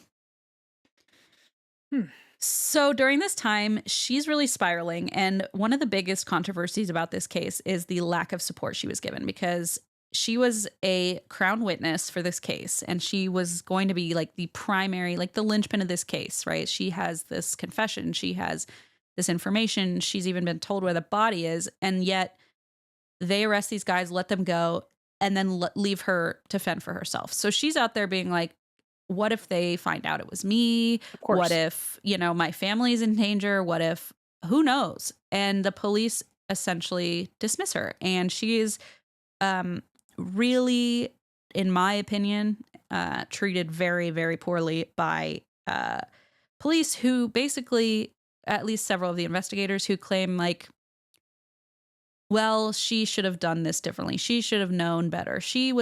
One of them was, she has a PhD. She should know better. And I'm like, fucking excuse me, a PhD in this? Yeah, don't fucking talk about as if anyone would know what to do, right? It like really pisses me off, especially because a lot of this was like just her not knowing what to do. I mean, she was totally lost. And at this point, I don't know if you have information on this, but did Tony Parsons' family hear that there was some sort of like reopening of the case? Mm-hmm. Because I would be fucking fuming if I found out finally someone maybe knows where my dad or my husband is, and they're just out now and we're not really even going to try. Okay, but when they were released, it was pending further investigation. So it wasn't like, they're released for good. It was like they've been arrested and it was announced. And now all of a sudden, everybody is reaching out to Caroline and going, what happened? I heard the boys were arrested. What's going on? And so she's playing this weird game of like pretending she doesn't know to the outsiders, pretending to Sandy that she's not the one who told. Like, she's just playing this like bizarre part. They didn't have physical evidence of her body. And police said, why don't you try to get a little more information out of them? And this is where it all goes wrong. How about you're the goddamn police and you get more information out of them? Precisely. So the other day I was participating in a social event, which was already kind of like beyond my capabilities. And then I remembered that I had batch THC mints. They're called micro mints in my bag. And I was like, these are perfect because they're just like a little bit of sublingual CBD THC. And then they kind of boost your mood. They like kind of help you get through whatever you're getting through. Batch has some really, really awesome stuff. I really like their products. They have, micro mints are one thing, but I'm more about like the THC gummies, as you can imagine. I kind of go straight to the top, Right. They don't make you feel all lazy daisy. Feels more like myself, Yeah. So they dissolve under your tongue for fast absorption and are built to be a sustainable daily ritual. So you can think of them as like you said, replacing that end of day glass of wine without like the the fog the next Yeah, day. without the unfortunate side effects. Yes. And it's microdosed at 5 milligrams THC with full spectrum CBD added, which smooths out the experience. And the CBD to THC ratio is intentional. It creates the entourage effect, not just like a THC spike. It's really good stuff. Right now, Batch is offering 30% off site-wide. And yes, that applies to subscriptions too. So you can lock in that discount on your monthly supply. Go to hellobatch.com/drink and use code DRINK at checkout. It goes really, really, really, really rough. Okay. So she begins spending more time with him. She's already isolated by all this. It's COVID. Like, she's not getting the support she needs. She's already gone through a traumatic relationship. Now she's like kind of in this weird place where she's like, I was not making good decisions. I went back to the property to be there and just be away from everything. And like, he treated me well. And so I just went with it. And she said, I told myself I would get more information for the family. I'd be able to like close the case, you know? So she kind of moves in and her family's like, shit. Like, first she tells us her fiance that we just met killed this guy, and then she moves in with him. And I can't imagine the cortisol spikes, like the adrenaline just shooting through me at all. Because at any moment you hear a sound and you're in an unfamiliar place. Because she moved to his property. Which, by the way, is where the body is. So she now has time to go looking for it, I guess. Yep. But like, you're in a new house, new sounds, in the middle of nowhere with a guy who might find out. And although it wasn't intentional, it sounds like it still killed somebody. It like, by the way, and his brother who also lives there. So it's like the two people who, yeah. And I'm sure the brother was not thrilled that his brother told his fiance. Well, the brother had to wonder for sure. The brother had to be like, did you tell anyone? And then he went, oh, I kind of told her. He had to think it would be fucking her.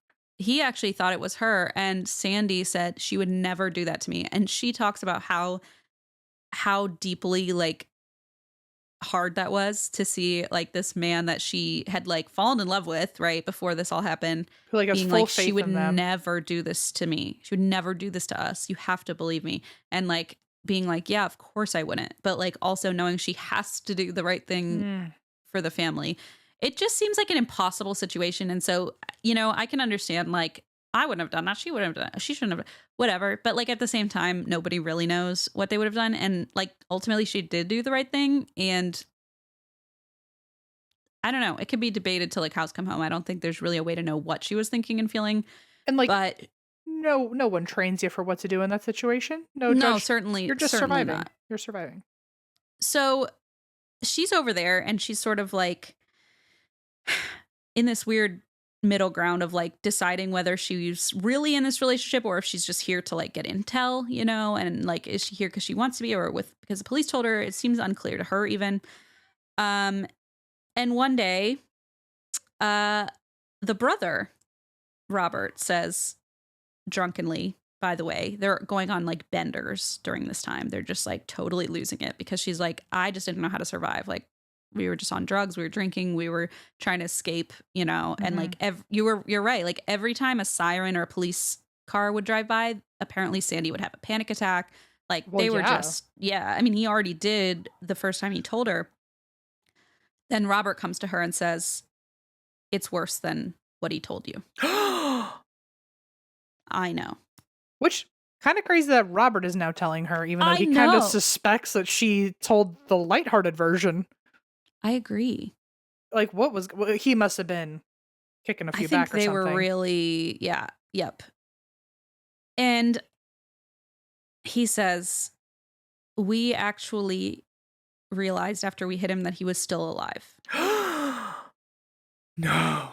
They could have, I mean. Yep. Yeah. They could have just helped him. And just like called 911. And they wouldn't have gone to jail for manslaughter or anything like that. Yep. It's like once you make that fatal decision of like, you've really fucked yourself because you know what they did? And this is a part that she said was a huge turning point for her, is that she found out not only did they just drive away, they actually moved his body to be out of the sight line. So if another car drove past, nobody would see him.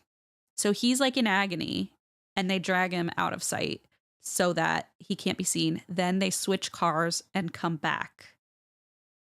Oh, that's so much more, first of all, Yes. unnecessarily elaborate. Yes. I Yes.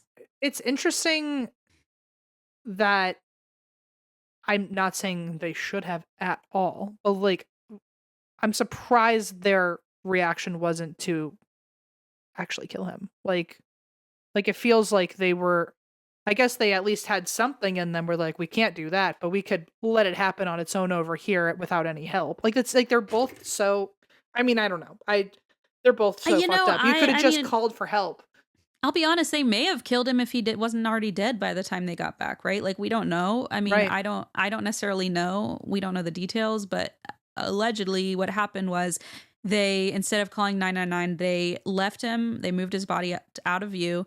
Then they went home, got a different vehicle, a Toyota, to come back and move him. Then they destroyed his phone and his SIM card. Like this is all very, This is so much planned. worse. So Yes. much worse. So much worse. They burn his wallet. They burn his helmet because they have something called a kill pit where they put the deer and like all that shit. So they're able to dispose of stuff. She finds out over time, spending time with the brothers, that he hid the bicycle under the waterfall on the property so that nobody would find it. They initially hid Tony's body in a wooded area on the estate, and then told her that they used an excavator to bury him in a remote peat bog on the estate. So they moved him. The spot they chose was a kill pit or a stink pit, used for dumping dead animal carcasses because that was such a big part of their job. So they had a place that, and so once the detectives started digging, the forensic team started digging things up, they realized like there's so many deer bones, and it's because they had, disposed of him. So the spot they chose was this kill pit. Sandy and Robert got the car fixed, the Isuzu, but they told people that they had hit a deer, and that's what had happened. So when they talked to locals about the brothers, people knew them as hunters, as outdoorsy kids, as kind of rabble-rousers, troublemakers. They grew up in a culture where like killing animals was just part of the norm from young on. So like there's a certain part of them, people think, that was able to be shut off, like, Sure.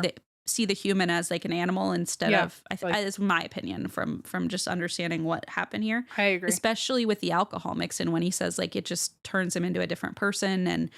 And a lot of the evidence that was gathered is Caroline would be playing chess on her laptop and would hit record on a voice note. And she was like, it was terrifying because he could just kind of walk around and see, but sometimes he would just like drunkenly say something and she'd hit record and he would say, I hid the bicycle behind the waterfall so no one could find it. And she's like, shit, I gotta like record this. And my God. keep in mind, she's on cocaine, like they're high out of their minds and drunk. And so she's like, kind of has a grasp on what's going on, kind of not. That's so ballsy because, like, if he found out, who knows what would have happened. Exactly, next. Oh my especially when God. they're drunk. Exactly. And so she finds out it's even worse. And now she's like really in it. And she convinces him to show her where the body is. Because he starts getting paranoid that construction on the estate that they're planning would expose the grave, right? So she's like, well, show me like where it is. And by the way, do you remember what her job is?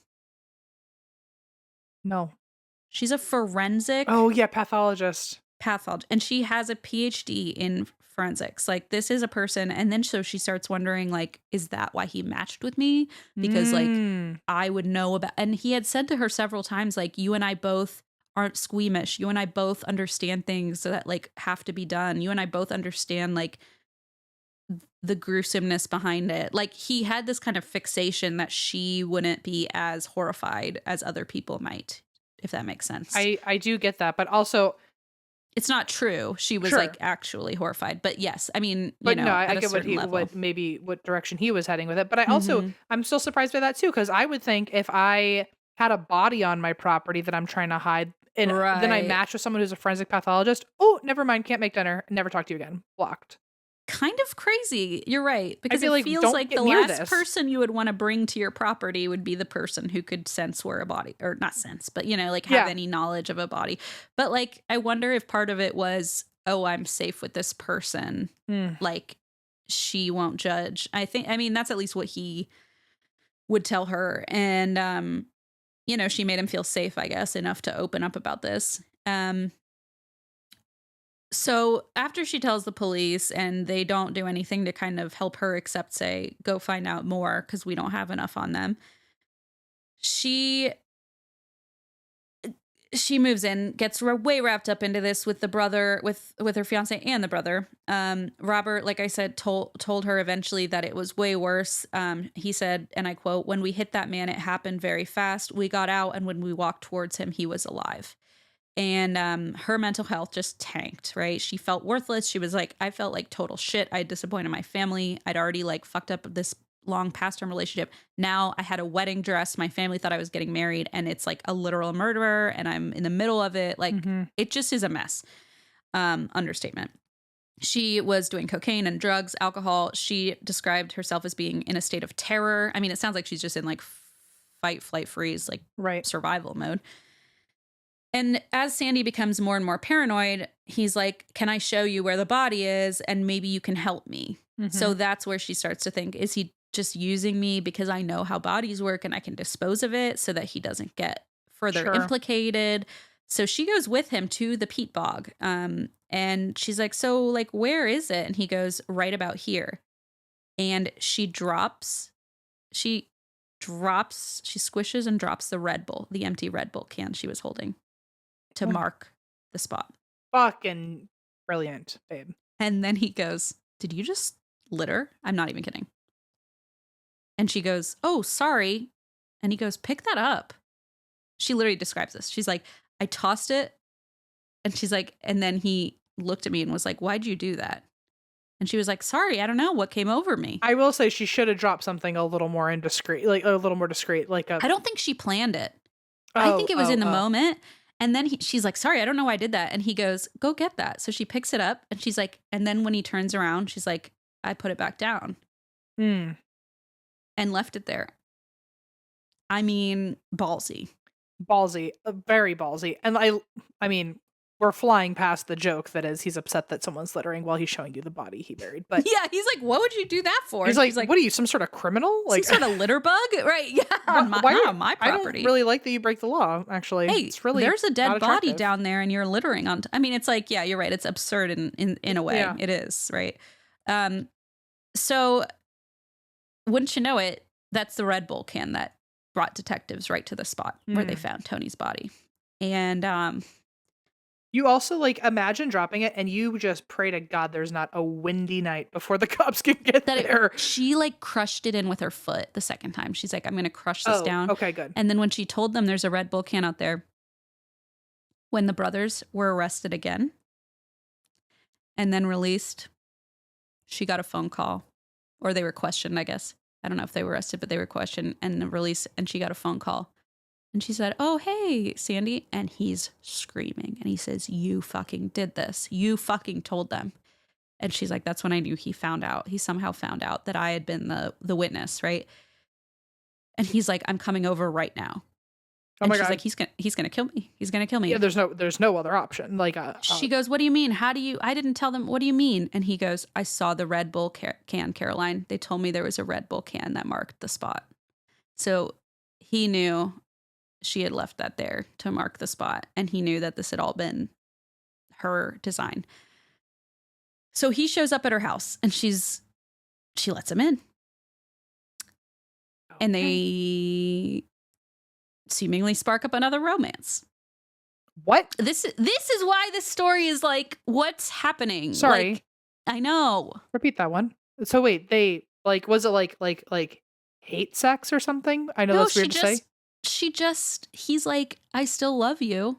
And she's what? like, okay. I was thinking like maybe like a passion, like a, we don't know. Still, you know how when like, there's like, they're fighting and so they're so mad and they just like make out. Like, I don't know.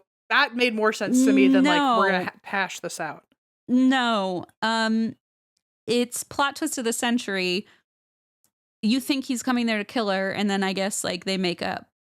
This is the most like what it's like toxic. equivalent to like a love bombing where it's just like Yeah. the ups and downs and ups I mean, and like, downs. right. Top Oh tier. my God. It's just crazy town. And you're watching this, like, how I can't barely keep up.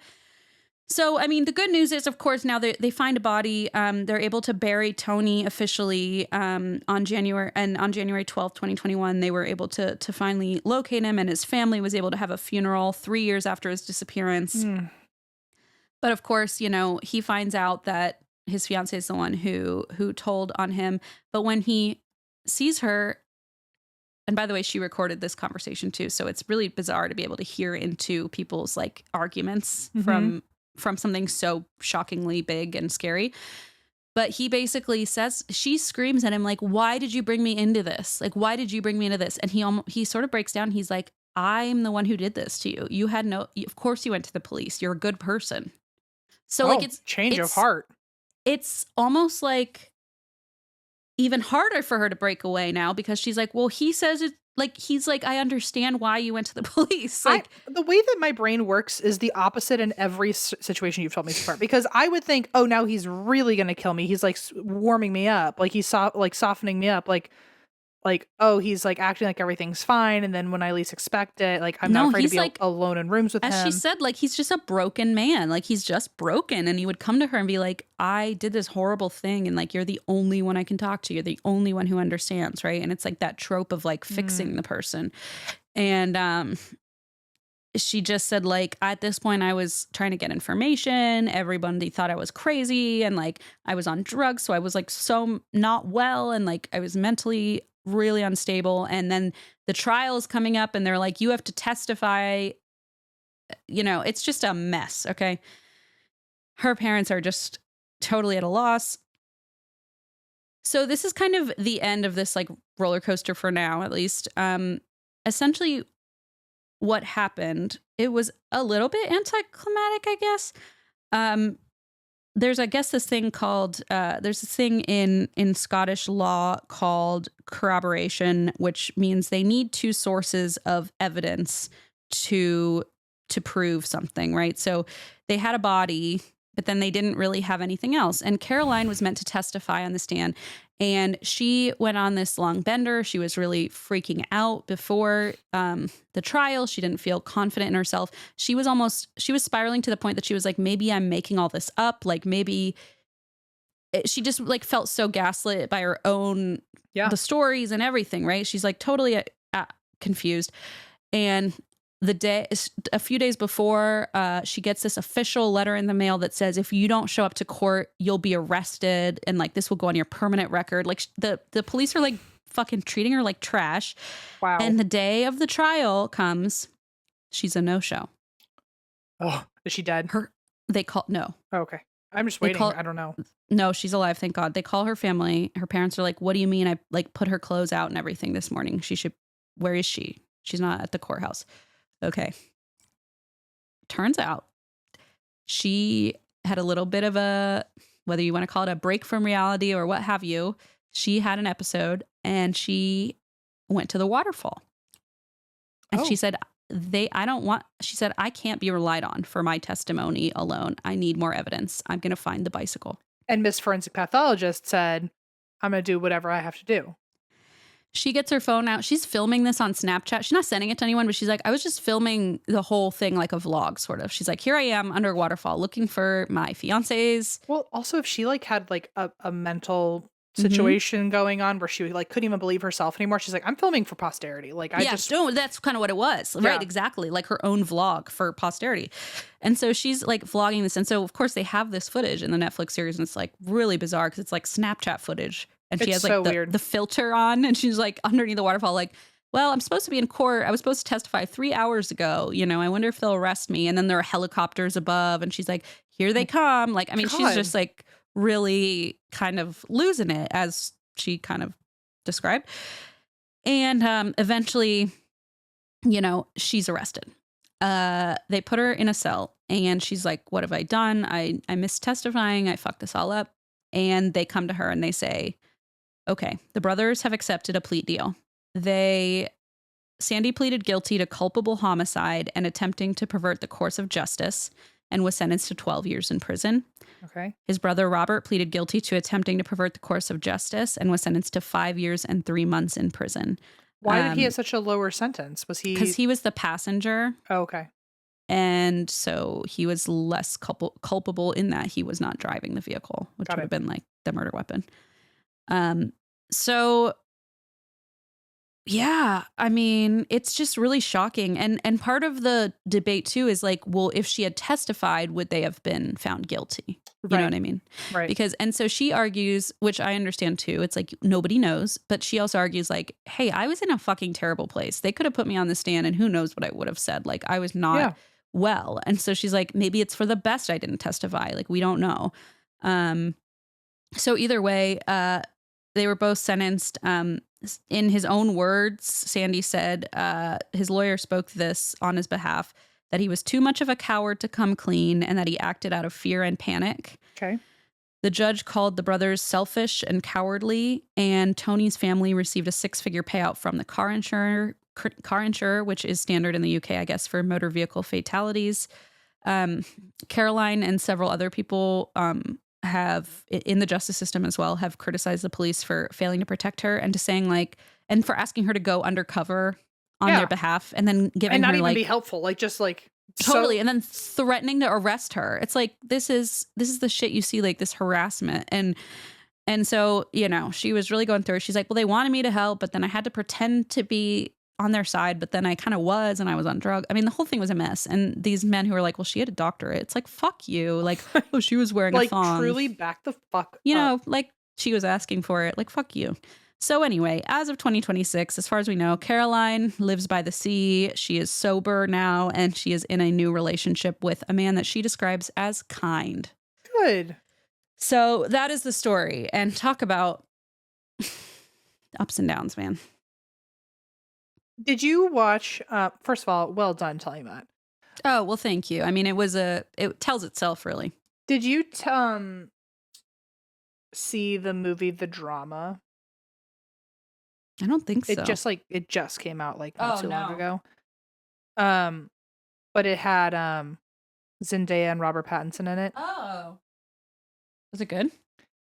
It is. It's not exactly this situation, but it is very, there were similar reminiscent notes. Basically they're about to get married and they decide they're going to tell each other like what's the worst thing either of us have ever done. Oh my God, that was like the conversation that they had to start this whole thing. Be careful, people. Yeah. And like Robert Pattinson is like this like just very don't no spoilers. Well, no, just he's like just this very goofy guy and like can't even think of anything, and then she ends up having something adjacent to this. I won't say like her secret. Totally similar, but then the whole movie is him grappling with like, how do I marry somebody with this wow. It's very and it's a good movie it's certainly a conversation piece. I saw it with my mom and it was a good talk. It was very topical, I think. Let's just put it this way. It's a question that a lot of people in the next generation might, not a lot, but someone will have to have this conversation in the next. Oh my God, I'm going to watch generation. This. Literally, I'm going to hang up on you and watch this now. I'm so curious. It's very topical. That's all I'm going to say. And it's a really good conversation starter at the end. But it's, I think, that's all we need, more conversation starters. Yeah, no, I don't think it's a conversation to have here, certainly. But, it's worth it. If you watch it with somebody, it'll make you guys talk afterwards. Ooh, okay. Movie club. But no, great storytelling. What a disaster of a story, though. I know, man. And it's just like, it's just a train wreck, really. Did you, where is she now? She's, you said she's living by the sea. Mm-hmm. Great place to live. Don't I know it? I've always wanted to live by the sea. I wouldn't know it, but well, good job, Christine. What are your plans for the rest of the day? Man, Leona's at the zoo, so I think I'm gonna watch this movie, The Drama, and just like talk to myself. What are you gonna do? I'm sure there's something I need to. There's the whole other side of this bench is a nightmare, so I probably should clean, but I don't know if I'm going to. So Please don't. I don't know. We'll see. Depends on my mood. I need to eat something at some point. So do I. Anyway, Exciting. yeah, nothing really crazy is going on right now. Remember when we would record and then like go to what was that thing? The outside movies. Oh, Street Food Cinema? Yeah. Yeah. That happened like twice, but still. That's coming up. I think it actually starts next week. So I remember there was a day I got my tattoo. I think we went with like Matt and Chanel. Yes, and see Back to the Future. That's right. Because it was our birthday weekend and you got the tattoo and I wanted to go see Back to the Future in the park. That's right. And then someone stole that picture of Geo and got a bunch of credit for it on Reddit. I forgot about in the that. Back to the Future subreddit. I was like, that's my dog. Anyway. No, what am I? I have the dog park. I told you I'm throwing Hank a bar mitzvah for his B-day next month. I told you that? Oh, yeah, because he's technically going to be 13, right? My human years. God. So he's going to have a bar mitzvah. Going to make everyone at the dog park play dreidel. We got him some nuts. I'm Star so of David excited. cookies. What the fuck? He has a bandana that says "Nice Jewish Boy," which I love. Jeez. I'm trying to find him a. Well, we have talked about this because I remember saying yarmulke and then trying to turn it into palmika and then it not working. That was not me. Well, I did Maybe it again. It was a weird dream we both had, but I don't remember it.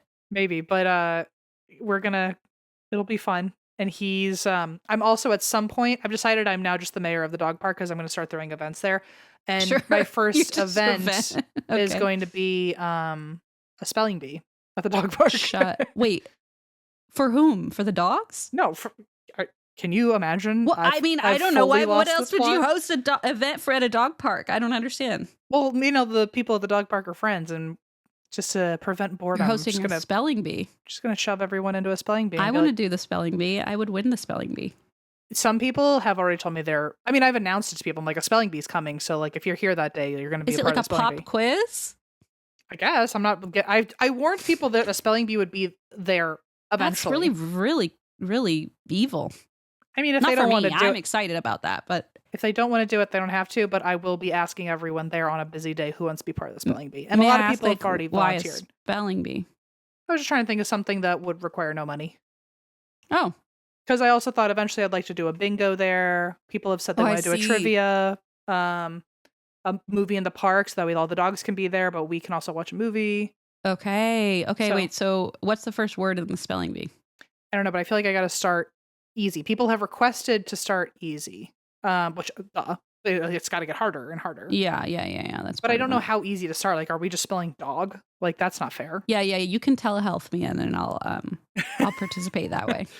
I do have a couple people who've already said that they will participate in the first round only because they will not make it past the first round. They can't spell dog. Do not claim to be good spellers. But no, I'm very excited. I've been talking about it for a while. I started a walking group there. Oh my God. I really have become a bit of like the PTA parent at the Oh wow, you're like event coordinator. But no, there's like a group of us that all do laps together and oh my God, you're like mall walkers. Yeah, we are like mall walkers, but we're the dog park walkers. And then but no, so I was like, oh, what else could we do? And I said spelling bee and everyone was like, that'd be the most random one. And I was like, okay, well, I'll do that next. So I think I'm going to do the bark mitzvah in May. Then for my birthday, maybe it'll be the spelling bee because that's a good reason to force people to do things. Feels like my birthday is a spelling bee. I never thought you'd have a spelling bee birthday, but yeah, it sounds right down my alley. Preferably, I'd like to host a drunk spelling bee, but I can't get people to get drunk in public. You're not going to get them wasted in the dog park. Yeah, but that'd be a little troublesome. Know that's my next step. This is just the practice spelling bee. Oh, this is to get your just like handle on the event space, and then. I like throwing little events. I never get to do it anymore. So that's the dog park. People seem to be fine Exciting. with it. Yeah. Exciting. Yesterday I went early and we cleaned up the park because the foxtails are out. And so we did a whole cleaning crew situation. Very nice. You're taking care of the space. I love this. It's my part of my every fucking day. So I might as well learn to like it. So, and I'm trying to make it more fun by things like a spelling bee. So. Well, if ever you bury a body, I know where to look. Yeah. Well, Hank's body will probably be buried there one day with a nice little grave that I tend to. Oh. Anyway, I don't know how we got here, but that's what I I'm don't doing either. today is the dog park because it's all I do. So Fantastic. Well, you say hi to your constituents. I'm going to go lay down. thank you. Other than that, yeah, tell Gio I say hi. Hank says hi. He'll know what it means. He'll know what it means. Tell him Hank says. Gio says, "Oh." That's what he does. I'm not going to tell Hank because he'll take that personally, but He should. Yeah. It's pretty rude. Okay, and That's why we drink.